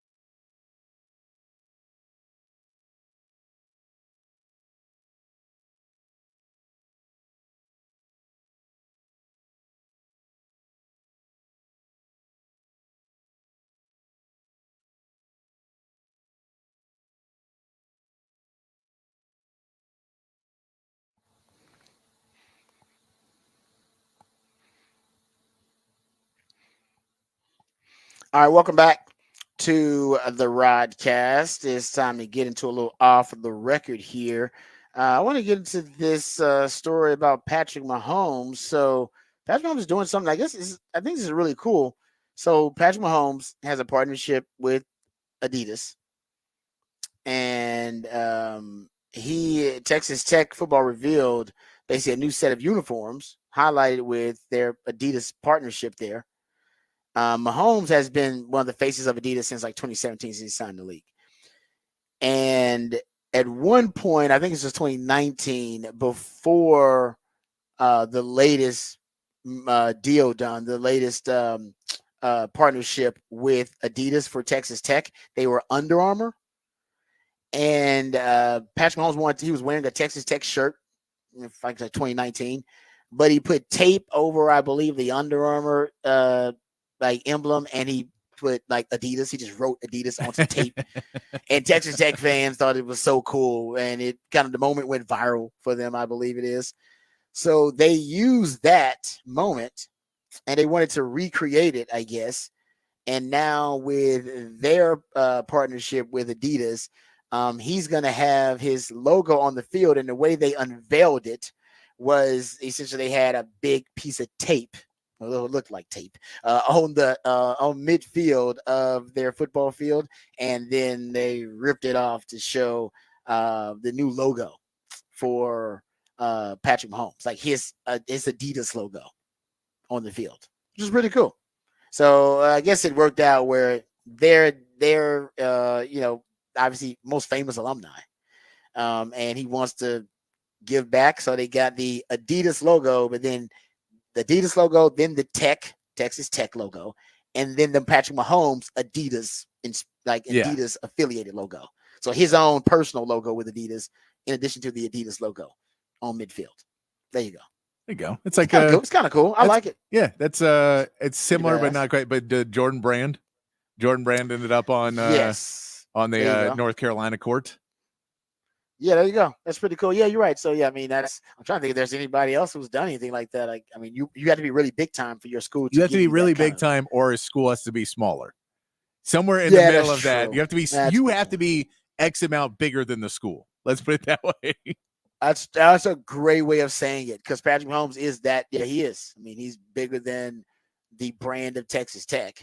Yeah, and MJ is bigger than the brand of North Carolina. Yeah, damn, I like the way you put that. You're right. Yeah, who can be that bigger than the brand of the school itself? There are a couple of athletes. Then you got to have a shoe brand partnership. Exactly. So you also have your own shoe. Yeah, you have to play a glamour position, because I think like JJ Watt would be close with Wisconsin, but it would be he doesn't. It wasn't a glamorous enough position that he could do that. Agreed. Good point. Yeah. No, you're right about that. That is something cool. So you're right. That MJ and Patrick Mahomes may be the only ones that I know athletes doing that with. I don't know, with some partnership of their school and whatever shoe company that they're with. That's pretty lofty company to be with. You're Patrick Mahomes. So cool there for Texas Tech. Good stuff. Good for them. Does Longhorns have anybody that's that famous with a shoe deal? It would have to be KD's the only one. Yeah, KD's got his things. Yeah, KD's got his. Given. Yeah. And he's been a big piece of it. I was trying to think football wise. I mean, they serve Earl Campbell sausage there, but I don't know if that's going to be. That's good. Yeah, I don't know if that's big enough to put on the field. It is Earl. It is Campbell Williams Field. It's Campbell Williams Field, so that I mean, close enough. What about Ricky Williams' weed brand? The high. What is it? Highs. Get high and enjoy some sausage. That would be a great commercial. Just get high and enjoy some sausage. That would be fantastic. Ricky and Earl got together and they sold both of those products, and I will try to do like a joint effort. Get high and enjoy some sausage. And they could bring in Willie Nelson in it too, who would get high and eat some sausage. Oh man. Matthew McConaughey, get high and eat some sausage. That's a simple slogan that would work for him. Let's get high and eat some sausage. You're damn right. Oh, that's some good stuff. I love it. I did want to point out to the texter who sent in, you guys should have a pie eating contest. You clearly don't listen to this show. Rod and I are staunch anti-pie. Well, we anti-pie. We're both very big anti-pie. We're cake guys. You don't have a cake eating contest. That seems weird. So no pie eating contest for Ron. Why isn't there a cake eating contest? Why is there a pie eating contest, not a cake eating contest? I don't know, but it seems weird, doesn't it? It does, but why does pie lend itself to the eating contest but not cake? Because it's gross. So a gross thing can kind of go with it. Oh, you're right. I guess it's just like, Yeah. it is. You don't want to ruin cake by trying to shove it down your face. Point. But you can ruin a pie and no one cares. That's a true, because something about ruining the cake. You don't want to ruin the cake. Some people do it, but it's like, no, I don't like ruining the cake. I don't want to shove somebody's face in the cake. No, you don't want to ruin a cake, but you can ruin a pie. It doesn't matter. And hot dogs, ruin hot dogs. Shove them in water. Yeah, if they're hot shove dogs, them in water. Look, there's going to be another hot dog. We get it. There's plenty of them. That is true. Nobody's trying to savor the hot dog. It's like, no, it's a hot dog. There's plenty of those damn things. All right, there you go. All right, we'll come back here. We got my man Nick Shuley coming up. It's going to be wild times. It always is with Nick Shuley. But then we'll get into Setlist ATX on the other side. We also got the latest mock draft from my man Matt Miller. He's got some Longhorns getting some love. We'll dive into that. And a valid concern, a valid issue that I think Longhorn fans should be aware of as it relates to Steve Sarkisian, this Texas football team, and their transition into the SEC. We'll discuss it on the other side right here on the Rodcast featuring Patrick Davis. I'm lifetime Longhorn Rod Davis coming back on the Horn.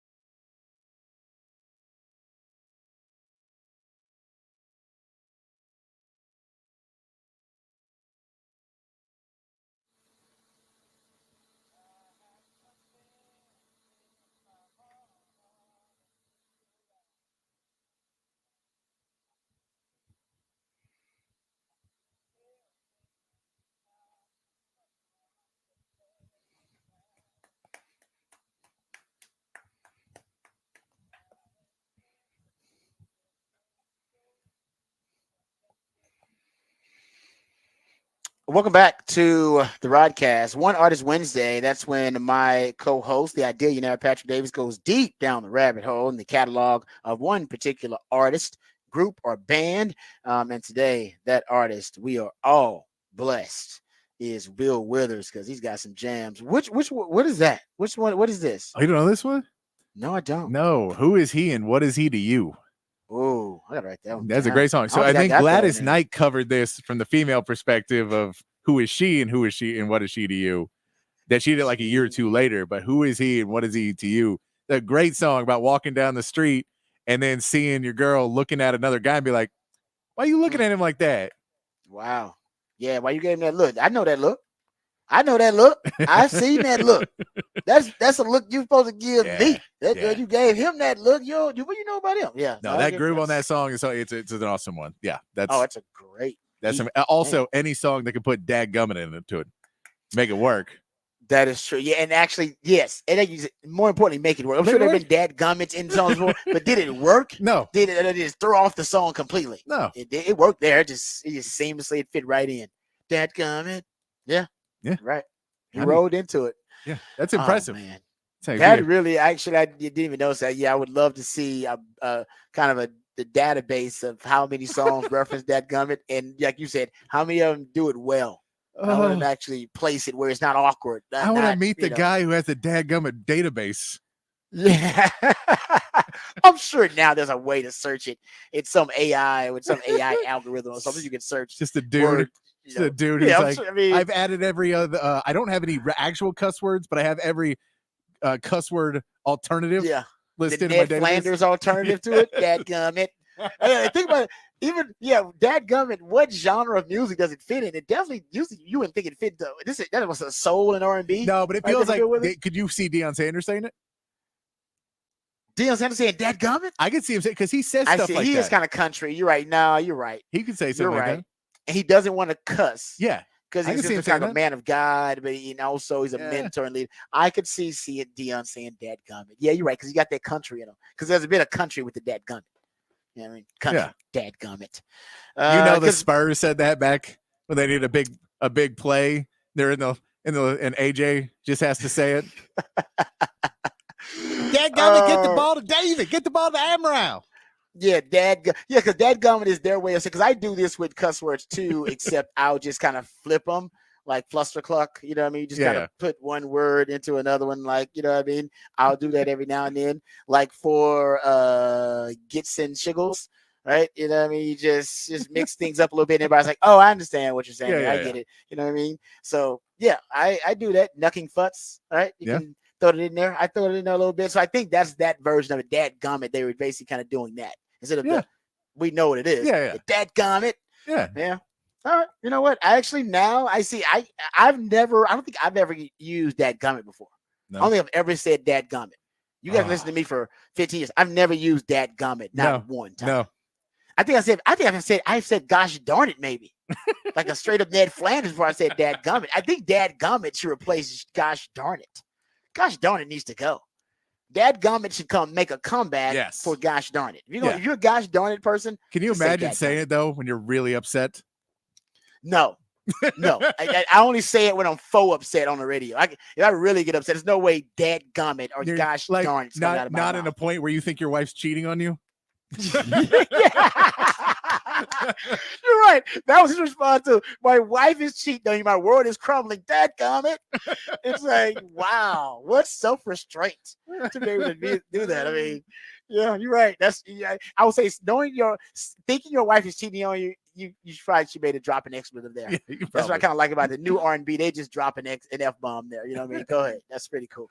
All right, there you go. I'm Ed Patrick. Always looking this up on a One Artist Wednesday, all the musically themed days of the week. A Wednesday that feels like a Friday because it is our last show of the week before the holiday weekend. So hope everybody's got some great plans for the holiday. And we got my man Nick Shuley coming up and said, let's ATX. So we want to get right to him. So first we'll get to the Horn headlines. By the way, go check out the topic for the big fat poll of the day. My man Patrick put that up. That also was a great conversation starter. Starting to get some traction on this thing. And it's not as much of a runaway as it was, Patrick. Not as much of a Okay. runaway. We're Still a healthy lead, though, for Casey Studdard. Yeah, it is stealthy lead, and the older crew, Sean Rogers, Leonard Davis, still not getting the love. They ain't getting no love. Not No getting love at all. The topic is which all-time Longhorn are you taking in a hot dog eating contest? Go look up Leonard Davis's band, everybody, and then you can. Oh, great. What did you say it was? I can't remember. I can't remember the name. Heavier Metal. I know they called themselves like real heavy metal or the heaviest metal, or they called themselves like the genre. Yeah, because they were all offensive linemen for the Cowboys. Yeah. No, I remember this. I don't remember the name of the band, but I remember when they had a band. It was a thing. I do remember that. It fits Big Lynn though. Trust me, Big Lynn, and Big Sean Rogers, two of the biggest human beings to ever play Texas football. I BS you guys. I BS y'all not here. No, they're huge. They lived in the dorms. If you've lived in Jester in those beds they had to have their specially made beds. There's no way they slept in the same beds that I slept in. There's no way. They had to sleep in specially made beds. And the beds were okay. I mean, Brad B fit in the bed. I wasn't the only one who was in those beds. All right. They could fit at least two student athletes. All right. In those beds. I know that. Track, soccer. All right. Two student athletes, legit athletes could fit that bed. And we still wouldn't probably equal. I guess we would equal what Big Sean Rogers was. There's a good chance that maybe I was 180. She probably was 120. Still didn't equal what Big Sean Rogers and Big Lynn, what they weighed, just me and another young lady in that bed. So I know they could deal with the weight potentially of it, but not the mass of those guys. They were bigger than me and those ladies combined in those beds. So I always wanted, I never confirmed it because at the time I didn't care about it. What the hell would I go to Big Lynn's room or Big Sean's room to look at their bed size? But now I'm upset that I didn't because I'm thinking to myself, they had to have specially made beds. There's no way Big Sean and Big Lynn slept in the same beds I did in those dorm rooms. Now I'm thinking about it. There's no way. I can't imagine it. There's no way. They have to be so uncomfortable in those beds if they did. But they did. They lived in the dorms. I remember this. I was on the 4th floor, lived in the dorms. I don't know how they managed it. That's crazy to think about because they barely fit through the doors of Jester. I remember seeing Big Sean kind of turn sideways, just walking through. Yeah, I'm not joking. You might have been in Jester. Jester's kind of built like a prison. Yep. I mean, that's basically they're the same engineers. I bet they built prisons. I mean, I'm pretty sure there because it's built like a prison. I've got that confirmed. Yes, exactly. And so the doors, everything are pretty small. And I swear, you're going to see Big Lynn and Big Sean walk through those doors to get into their rooms. There were times where they couldn't just go straight in. They had to adjust a little bit, come in a little bit of an angle, man. Oh, man. So there you go. I would have picked Big Lynn to win that. But obviously the folks voting, they like Casey Studdard. Casey Studdard can put him away too. Trust me on that. All right. So thanks there for Patrick. All right, let's get to the Horn headlines. Then we'll get to my man Nick Shuley and their set list ATS. But first, let's get updated, educated, and informed on all the top stories of the day with Patrick Davis and the Horn headlines. All right, your Horn headlines brought to you by Top Gun Rentals and Lawn Equipment. In the NBA, Donovan Mitchell agreed to a 3-year, $150 million extension with the Cavaliers yesterday, ending rumors that he would be traded this offseason. The 27-year-old Mitchell, who has been an all-star in 5 straight seasons, averaged over 26 points per game last season. In other moves, the Warriors added Kyle Anderson on a 3-year deal, while the Mavericks re-signed Jonathan Isaac and Mo Wagner to new deals. In the MLB, the Astros dropped their game with the Blue Jays yesterday, 7-6. Spencer Arrighetti gave up 7 runs in 4 innings before the Astros put up 5 runs in the 5th and had a runner on second in the 9th, but could not finish the rally. Roniel Blanco will take the mound tonight, looking to make up more ground in the AL West. And the Rangers beat the Padres 7-0 with Nathan Eovaldi pitching 7 shutout innings, only allowing 1 hit and no walks. Nate Lowe powered the Rangers with 2 home runs, and Tavares got a RBI and 2 runs as well. John Gray gets to start tonight, who has been extremely hit or miss the last few starts. And that is your Horn headlines.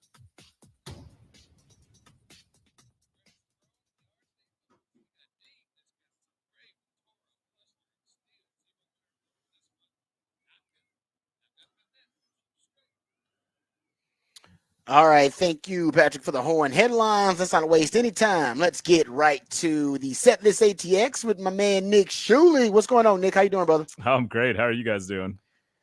Doing great. Couple of questions before we get started here. What word do you use in place of expletives out in the world, in the civilized world? We just went over dadgummit. I've used gosh darn it before. Are there any Ned Flanders words you throw out there that in place of the expletives when you're trying to be PG-13? You know, it's funny you ask that because I grew up in a house where my mom's a daily mass Catholic and my dad's an atheist, so they had they have some funny that's stories crazy. from that. But my mom was hardcore. Like we could pretty much get away with saying almost anything except the GD word. And I still to this day won't even say it because it was, I forget, somebody said it around her and it was like a friend and she was like, not in this house. And it was, you just didn't even tread there. And so we had to get real creative. And then years after I've coached for years in like Catholic school basketball. So I've coached younger teams, etc. And you can't cuss in those either. And I tend to have a rough mouth sometimes, and you're from Fifth Ward. Yeah, exactly. You got to. And I like my friends would actually come watch me coach because they thought it was the funniest thing when there'd be like a bad call or somebody mess up. I'd be like,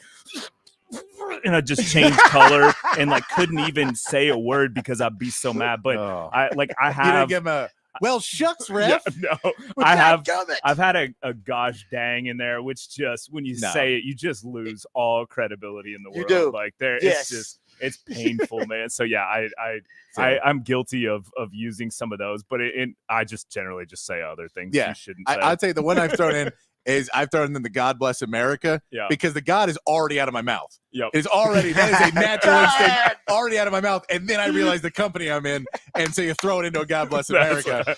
Well, you couldn't even use the Lord's name in vain with Darlene. You could not use the Lord's name in vain. It did not matter how you did it. Unless you were praying, you did not say God. Also, you couldn't say God save us or God anything. I mean, if it was prayer, but if it's in like an exclamation or almost in an expletive fashion, no, doesn't fly. So you can go, oh my God, like that's no. Can't be doing. Oh man, you could not. And Gosh was treading on thin ice too. Oh, so, Gosh was too good. Because you were pretty close. You were too close in the Gosh realm. I like that. All right, there you go, man. Nick Shuley. Oh, I got one other question for you, Nick. And this is random actually because my man Quan Cosby was talking about this on Twitter, I believe. When or if ever will you engage in an SEC chant? Have you already engaged? Has it already hit you the feeling to chant SEC like that in a prideful manner, or will you ever feel the urge to do so? No, because I just don't care that much about our conference. There was never a moment where I was like Big 12 or Southwest Conference. It's like, and if you do, it symbolizes you're an underdog, in my opinion. Like, it's like you trying to say, like, I get it if like Sunbelt's chanting that when they're beating an SEC team or something. I still wouldn't do it though. I just think it's mocking I just think it's lame. It doesn't make sense. It's like using another team, like messing with another team's hand sign. It doesn't bother me, but I just think it's stupid. You're just giving them too much credit. You're like, you're saying I validate what you guys do, but I'm going to put it down. It's like, I'm not going to do a thumbs down for the Aggies. Like, I don't care. I don't know. It just doesn't do it for me. I would never. I'd just more like pro Texas. That's what I'd do. Yeah. No, I was just wondering because, I mean, every school in the SEC, they seem to have become indoctrinated, and you see their fan base engaging the SEC. And I think Longhorn fans are going to do it almost mockingly, where I agree with Quan Cosby's. I agree with Quan Cosby's his theory, though, or at least his suggestion. He says we don't do it until you win the SEC.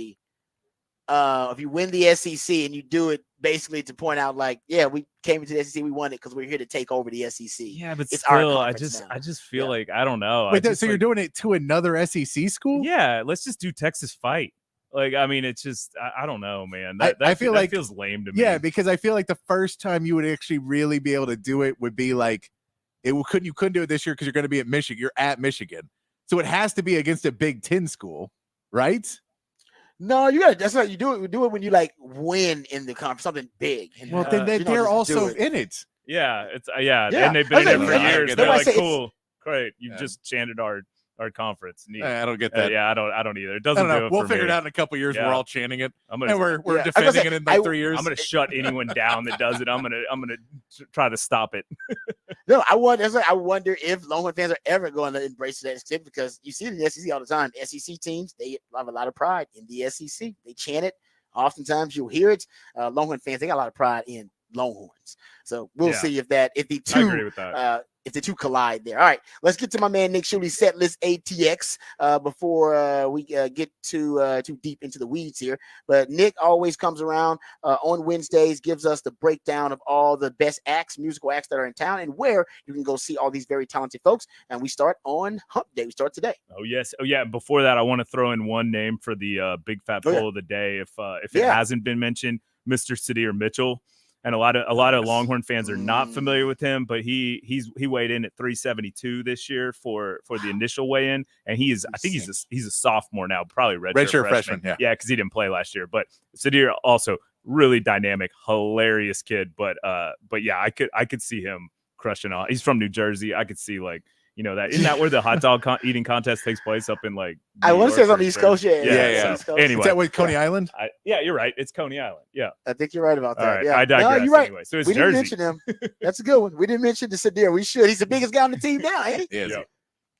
and he'd be down. He's down to do. He's like down to hang. Nice. All right, let's get to it. Yeah, my fault. So tonight we got local Austin rockers. A Giant Dog will be out at Hotel Vegas.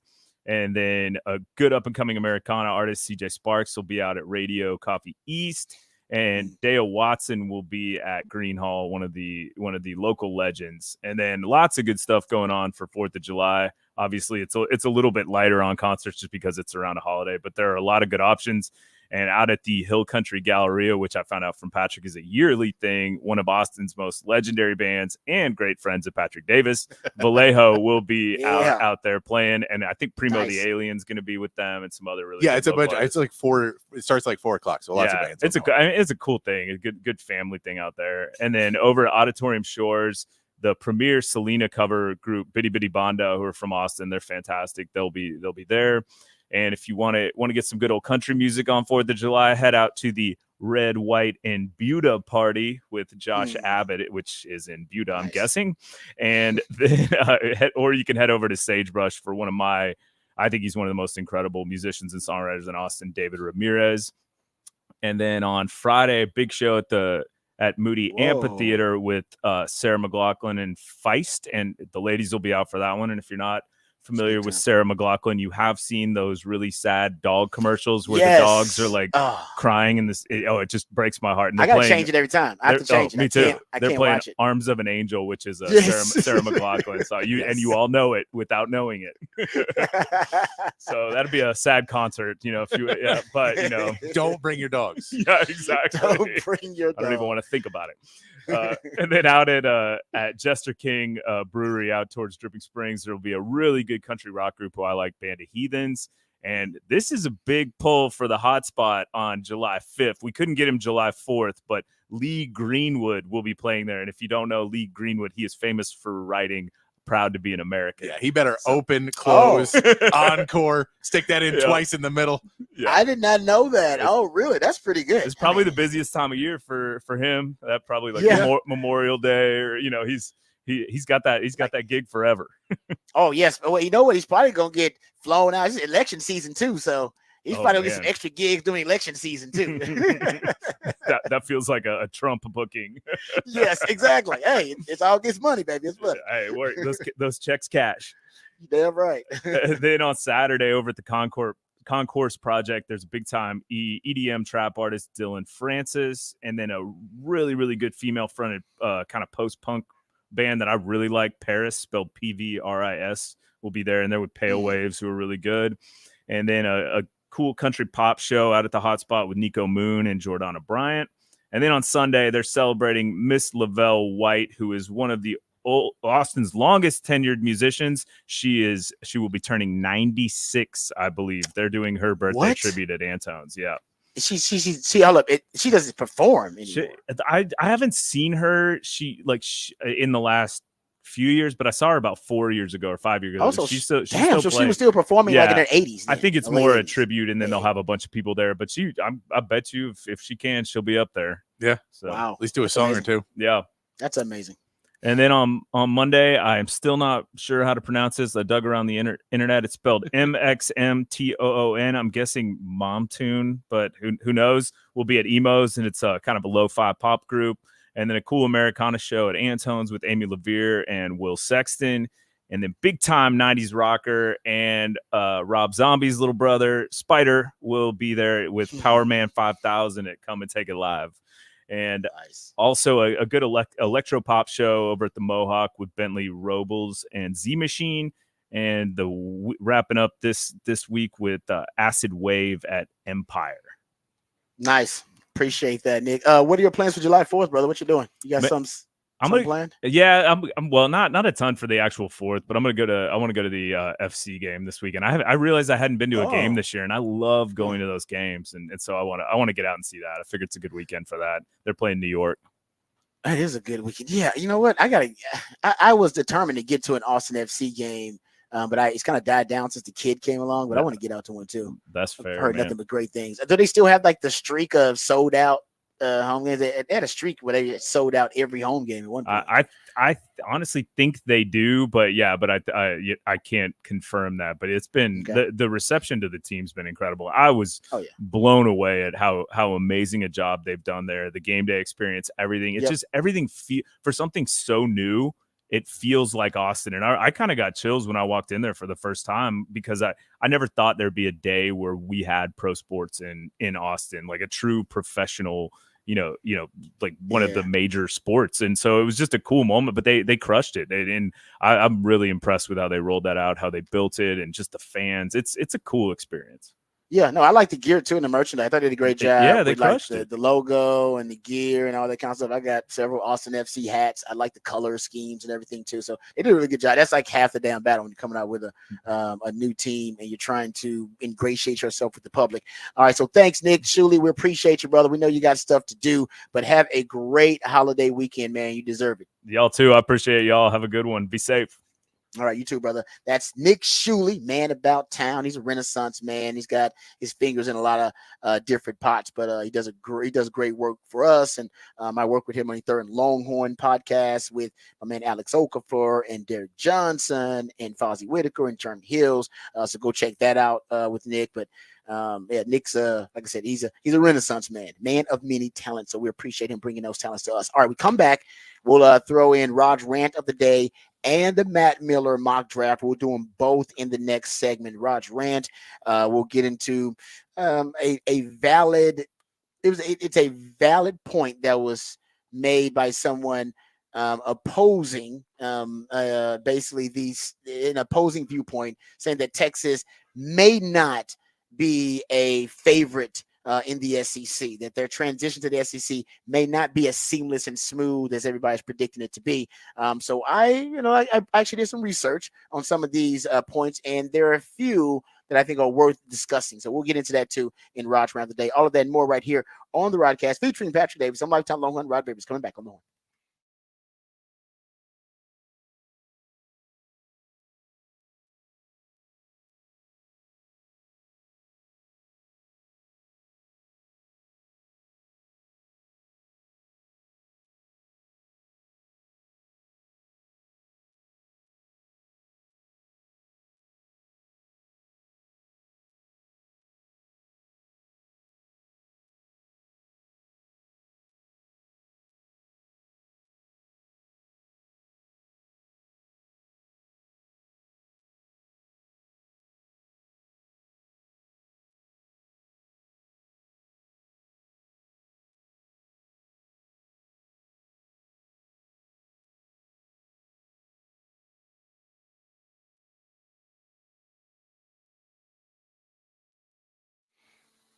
Hey, what's up, folks? Lifetime Longhorn, Rod Babers here. Austin is a great city. It's one of the reasons people keep moving to Austin, making it one of the fastest growing cities in the country. And as the country continues to, and as our city continues to grow and thrive, so do our friends over at Ironworkers Local Union 482. Many of the iconic landmarks that we love in this city were actually created and built by the skilled craftsmanship of Ironworkers Local Union 482, like the Pennybacker Bridge and DKR Stadium. The folks over at Ironworkers Local 482 don't just go to the office, they build it. So if you're looking for an exciting employment opportunity or a refreshing career change, or you want a new challenge, or you want to feel valued by your employer, you can become a valued member of this prestigious organization, Ironworkers Local Union 482. And right now it's the perfect time to do it. They're hiring over 3,000 people for a huge project right here in Central Texas. They're offering competitive wages, competitive benefits, a pension plan. They even offer training for unskilled labor through their apprenticeship program. So right now is a perfect time for you to reach out and become a member of Ironworkers Local 482. All you got to do is go online to ironworkers482.org. Just go apply today at ironworkers482.org.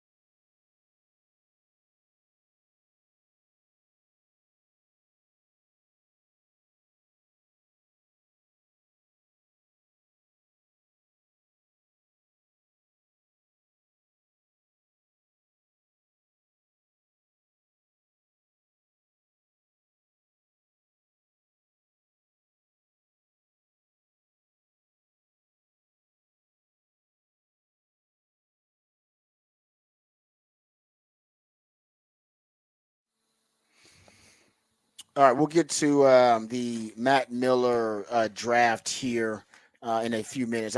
First, I want to talk about something that I looked up, and I was having a conversation with a friend who's a fan of an SEC team about Texas and their transition into the SEC, and the level of competition that they're going to see in the SEC compared to what they experienced in the Big 12. And we were talking and going back and forth, and they made a point about basically the gist of their argument. The crux of it was, Texas in the Big 12, they don't face teams that have similar talent level as them, and when they do face a team that has a talent level that is similar to theirs, oftentimes Texas will underachieve. And even in Sark's tenure, that's basically been the case. So we argue back and forth, and more semantics than anything. So I went back and did my own research.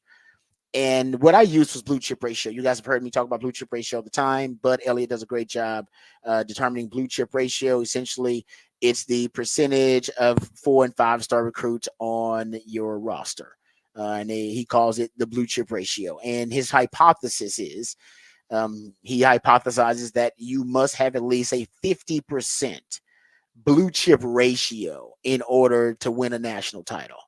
And he says basically, if you don't have at least a 50% blue chip ratio, then it's for you, it's going to be almost impossible to be in the national championship discussion. Now, just pointed out, Washington had below a 50% blue chip ratio last season and played in the national title game, but they couldn't quite win it. So, there is something to it, just because the talent level has to be, I think, at a certain standard, at least in this era of college football, for you to be competing. So Washington may be the exception to that rule, or one of the exceptions to the rule. And even Michigan last year, Michigan's blue chip ratio last year was 54%. So they weren't, and this is when you come in as blue chip, sorry, 4 or 5 star recruit. Doesn't mean you're not going to develop into it. We had guys who were 3 stars. Hell, Jalen Ford came in as the lowest rated recruit in his class. If I'm not mistaken, I want to say one of the guys, Sponge Sweat may have been a 3-star early on. Just doesn't necessarily mean it's because you were a blue chip that you were going to obviously reach that potential, reach your ceiling. So, but Michigan's doing, they're bringing in a lot of players who are not necessarily blue chips, but they're developing them to outperform their ratings or outperform their status. And that's part of your, your job as a coach, right? To bring out the best in your players, regardless to their status as a blue chip. But blue chip would imply you have a higher upside. So Michigan, 54% blue chip ratio last year when they won the national title. And like I said, Washington was below that. So that may have been historically one of the kind of least talented, if you just look at overall talent of the roster, least talented national title contenders that we've seen in the national title game in quite some time, based on the blue chip ratio. All right, so Texas in Sark's tenure since 2021, the last 3 years, they've only faced 5 teams that meet the standard, the criteria for to be ahead of at least above 50% criteria, above that 50% threshold in blue chip ratio, blue chip percentage of their roster. And they are 2-3 in those 5 games that they played. Now, the 3 losses are by combined 8 points, so you're not getting blown out. You're up by 21 on Oklahoma in your first year, lost by 3 points, lost by 1 to Bama, lost by 4 points to Oklahoma most recently.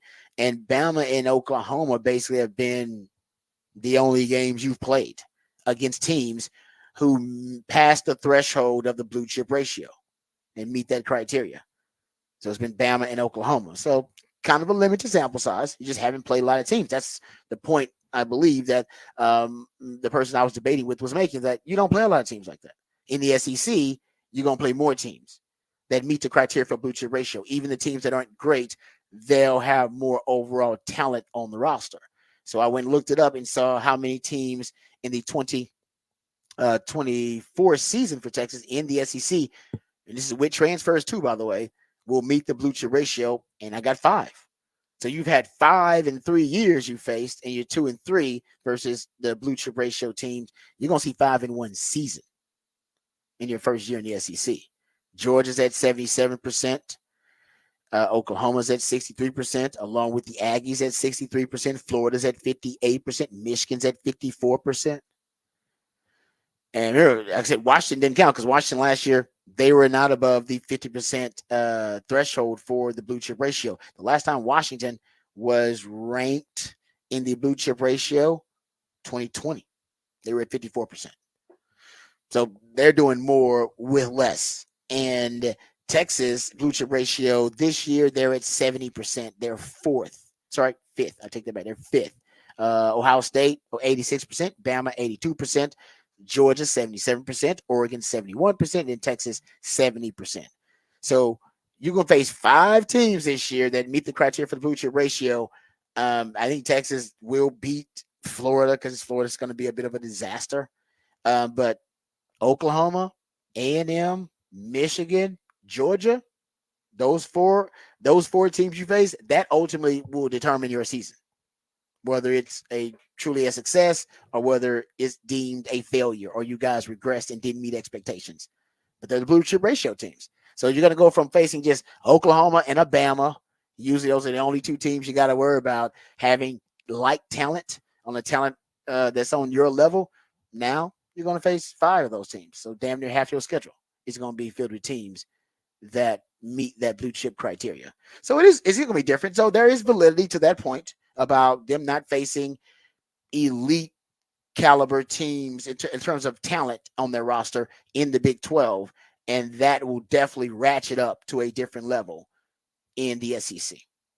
But you better finish 4-1 against those teams, 3-2 at the worst. If you're 2-3 in those 5 games against those blue chip teams, I guarantee you your season's probably going to be considered a failure and a regression.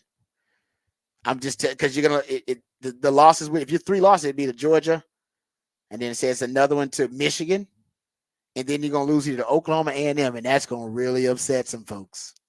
If you lose to A&M, you know you're going to piss off a lot of Longhorn fans. And you lose to Oklahoma again, then you got a losing record versus Oklahoma. You 1-2 versus Oklahoma. And you'll be 1-3 versus Oklahoma? Not acceptable. Not acceptable. Not exactly. acceptable. So if you go 2-3, like you have been in Sark's first 3 years against those 5 blue chip teams, you're gonna piss off some people. 3-2, that's acceptable because their 2 losses are assumed to be Georgia and Michigan. So, and if you lose one of those rivalry games, hey, it's a rivalry game. It happens. But as long as it's only 2 losses, you're okay. If you get to 3, then people are going to say, "Oh, that season was disappointment," because you're going to be a 9-win team at the end of the regular season. Yeah, instead of a double-digit win team. That would be considered regression from where you were last year. And then people would go, "See, in the SEC, it ain't that easy in the SEC, is it?" Hey, you gonna hear all that. Like I heard last night. Like, shut up. Chanting SEC at us again. Exactly. Gonna be chanting SEC. Now you know if you lose to the SEC team, you're gonna be hearing SEC the first time you lose. You know that's happening. Yeah. That's gonna be happening all in your face with the horns down. With the horns SEC, at the horns down. You know it's happening. So, like I said, I was dealing with it last night. It's a bit obnoxious, but they did make one valid point, and I gave it to them. I was like, you know what? You're right about that. We don't face a lot of teams with elite talent on it. That is going to change. And I think Texas, and I think just the wear and tear, facing 5 in one season as opposed to 2 in one season, very different. And I think that's the biggest difference. It's just the journey of the SEC throughout 12 games, and then that accumulation of the wear and tear and the pounding, the line of scrimmage league that it is. That's ultimately why your depth will be tested there. So we shall see.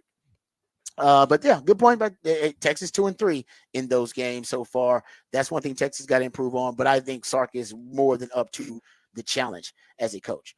All right, let's get to this Matt Miller mock draft, the latest Matt Miller mock draft. So we got a couple of minutes here. We can do this. Okay, so Matt Miller came out with his way too early mock draft, and there's some Longhorns getting some love. And I'll give you the top 10 here of Matt Miller's latest mock draft.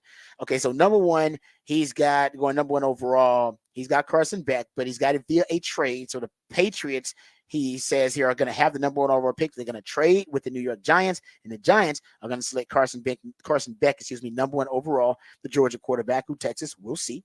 Number 2 overall, he's got Shedeur Sanders, also via another trade. He claims the Carolina Panthers are going to make a trade with the Las Vegas Raiders, and the Raiders are going to select Shedeur Sanders out of Colorado.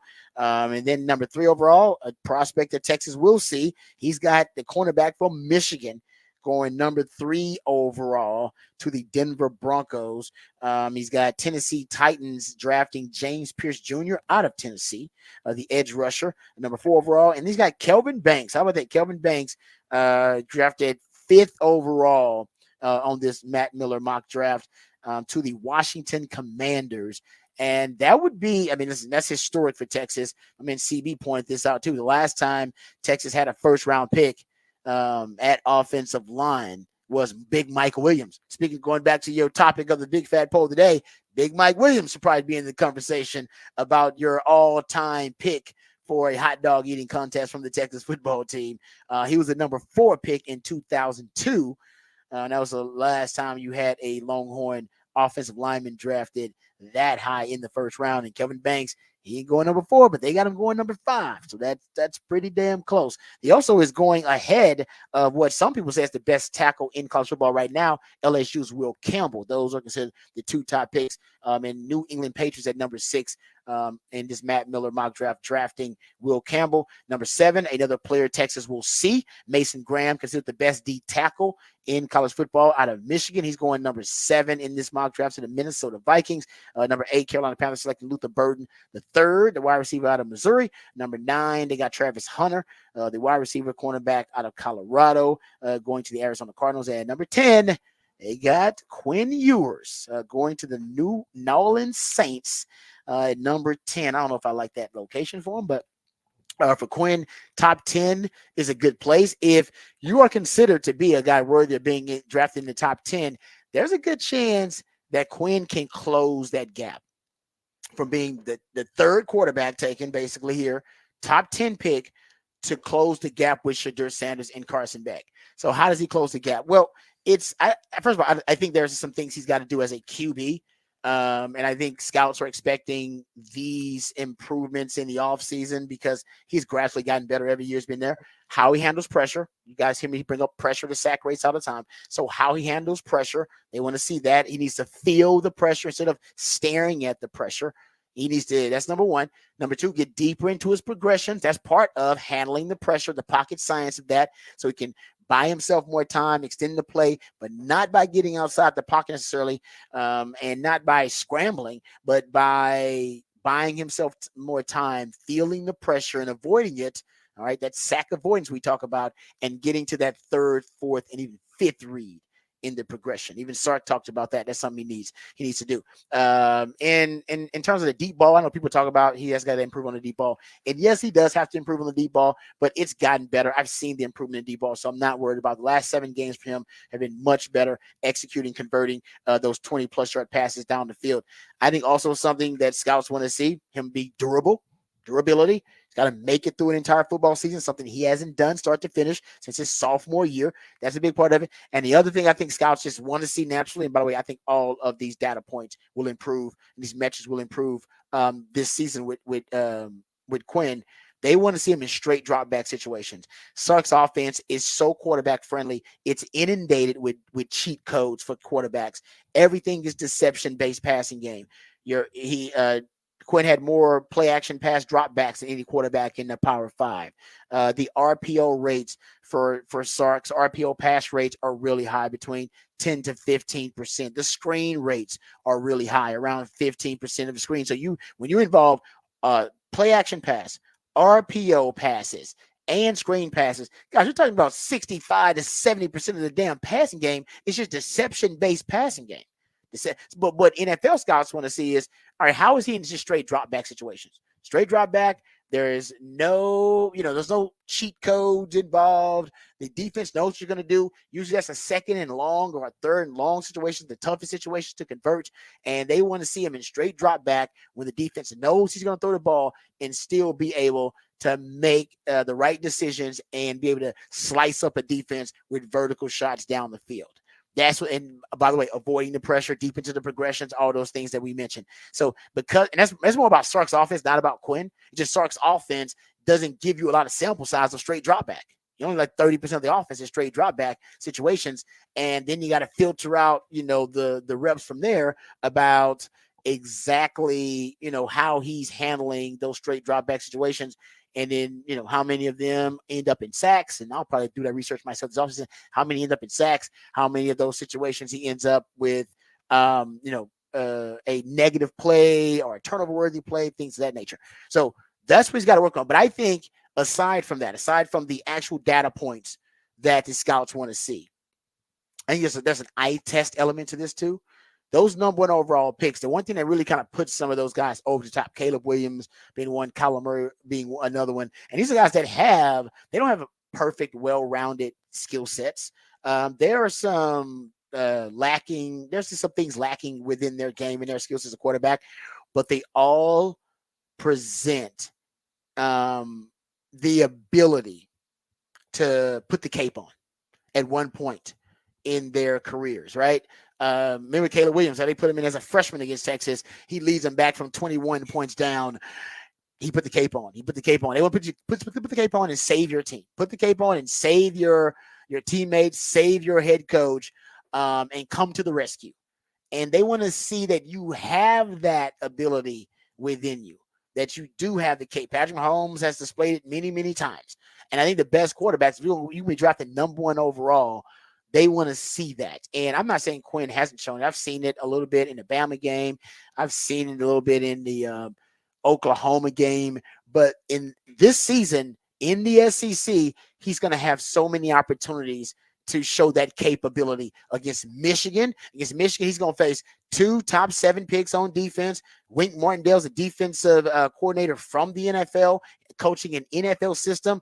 Mike McDonald and mentor before him were all proteges of Wink Martindale. So they've been running that system there for 5-6 years now at Michigan. So you got NFL players with an NFL defensive coordinator with 2 top 10 picks on that defense. If Quinn goes up there on the road, all right, against that defense and is able to engineer fourth quarter comeback, engineer game-winning drive, which is those two things scouts love to see. That's where they draw, stars by those those evaluations with players, when you show the clutch gene and the ability to put the cape on, as I always say, and come to the rescue to save your team. And it usually it manifests itself in fourth quarter comebacks and game-winning drives. And I was looking up Quinn. Everybody's got a different definition of a game-winning drive and a fourth quarter comeback. But in Quinn's career, 6-5 in opportunities for a game-winning drive and a fourth quarter comeback. So he's okay. He's all right. He's slightly above average. This year, against Michigan, against Georgia, I would say maybe against A&M, because their defense is pretty good. He's going to have a chance on a huge national stage, SEC title game if they play it right, huge national stage, to put the cape on and win the game via fourth quarter comeback and or a game-winning drive. Kind of how they did in the Bama game.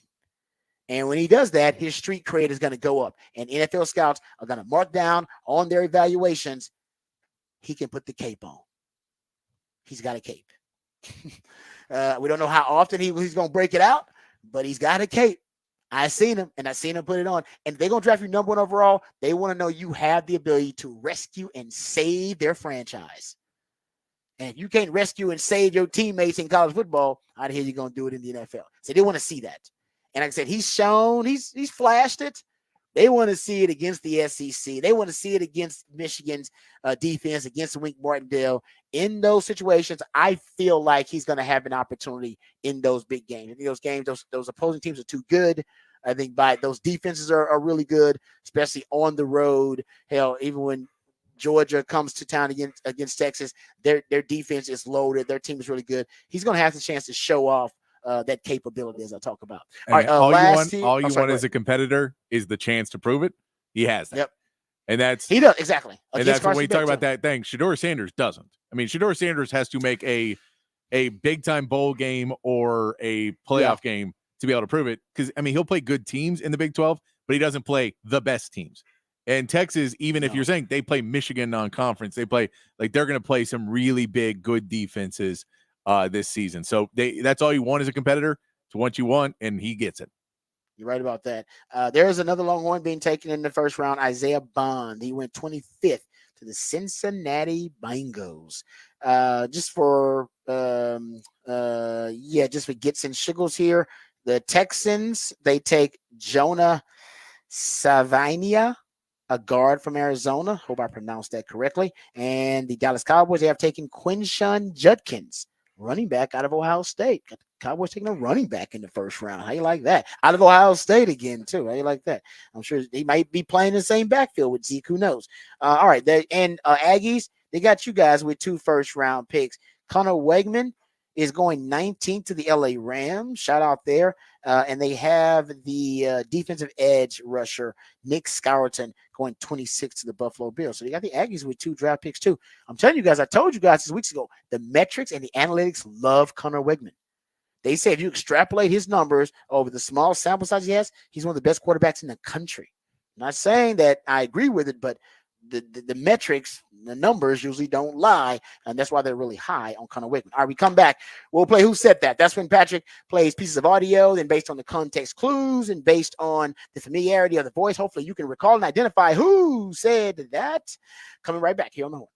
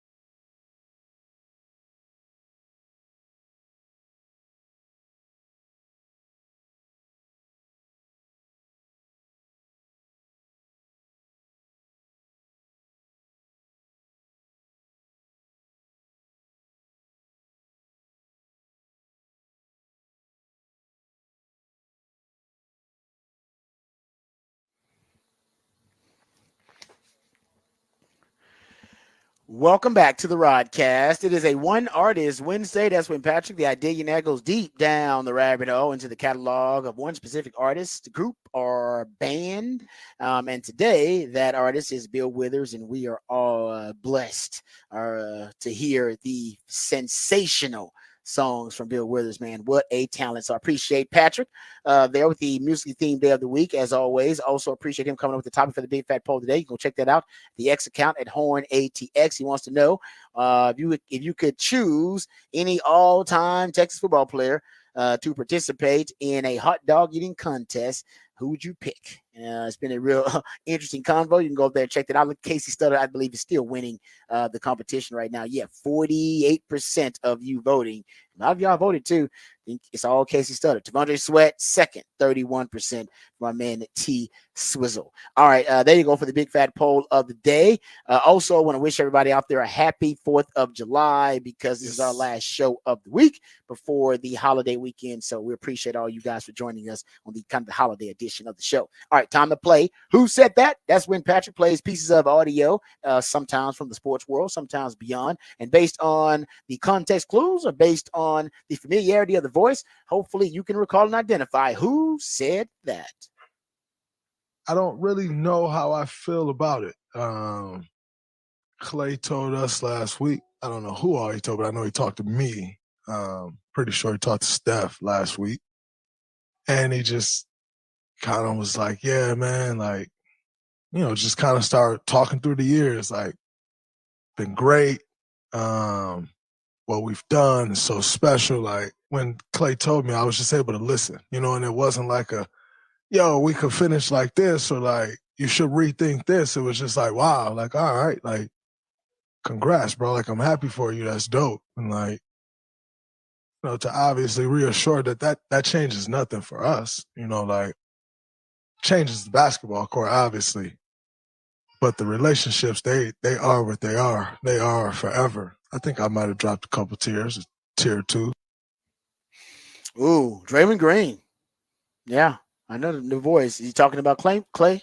Talk about Clay leaving and in the conversation, and then that more and more reports that this was pretty pre-decided, that this was not a last minute decision of him leaving the Warriors. He was pissed off and was done with them a while ago. Yeah, I want to say, what player did I hear talking about this? It was one of the NBA shows. It might have been Jefferson. Yeah, it could have been Richard Jefferson. Yeah, it might have been. Yes. And he was basically saying that he had an interaction with Clay, and that Clay implied, like, no, man, I'm going to get my money that I earn and my respect. Like, I'm going out there to go get it. It's a good sign for the Mavs, man. Good sign that Clay seems motivated. Even his dad admitted he thought he was going to go to the Lakers. Shocked his dad and went to the Mavs too. All right. Hey, Patrick, thanks for everything you do, brother. I appreciate you, man. Happy 4th of July. Happy 4th of July. No doubt about it. And happy 4th to you guys out there. Remember, the revolution will not be televised, but we'll be talking about it right here on the Rodcast. We love you guys. We mean that. Take care of yourselves, but more importantly, take care of each other. Have a great holiday weekend and join us on Monday. Same time, same channel. Y'all be safe out there. Hook 'em. Peace.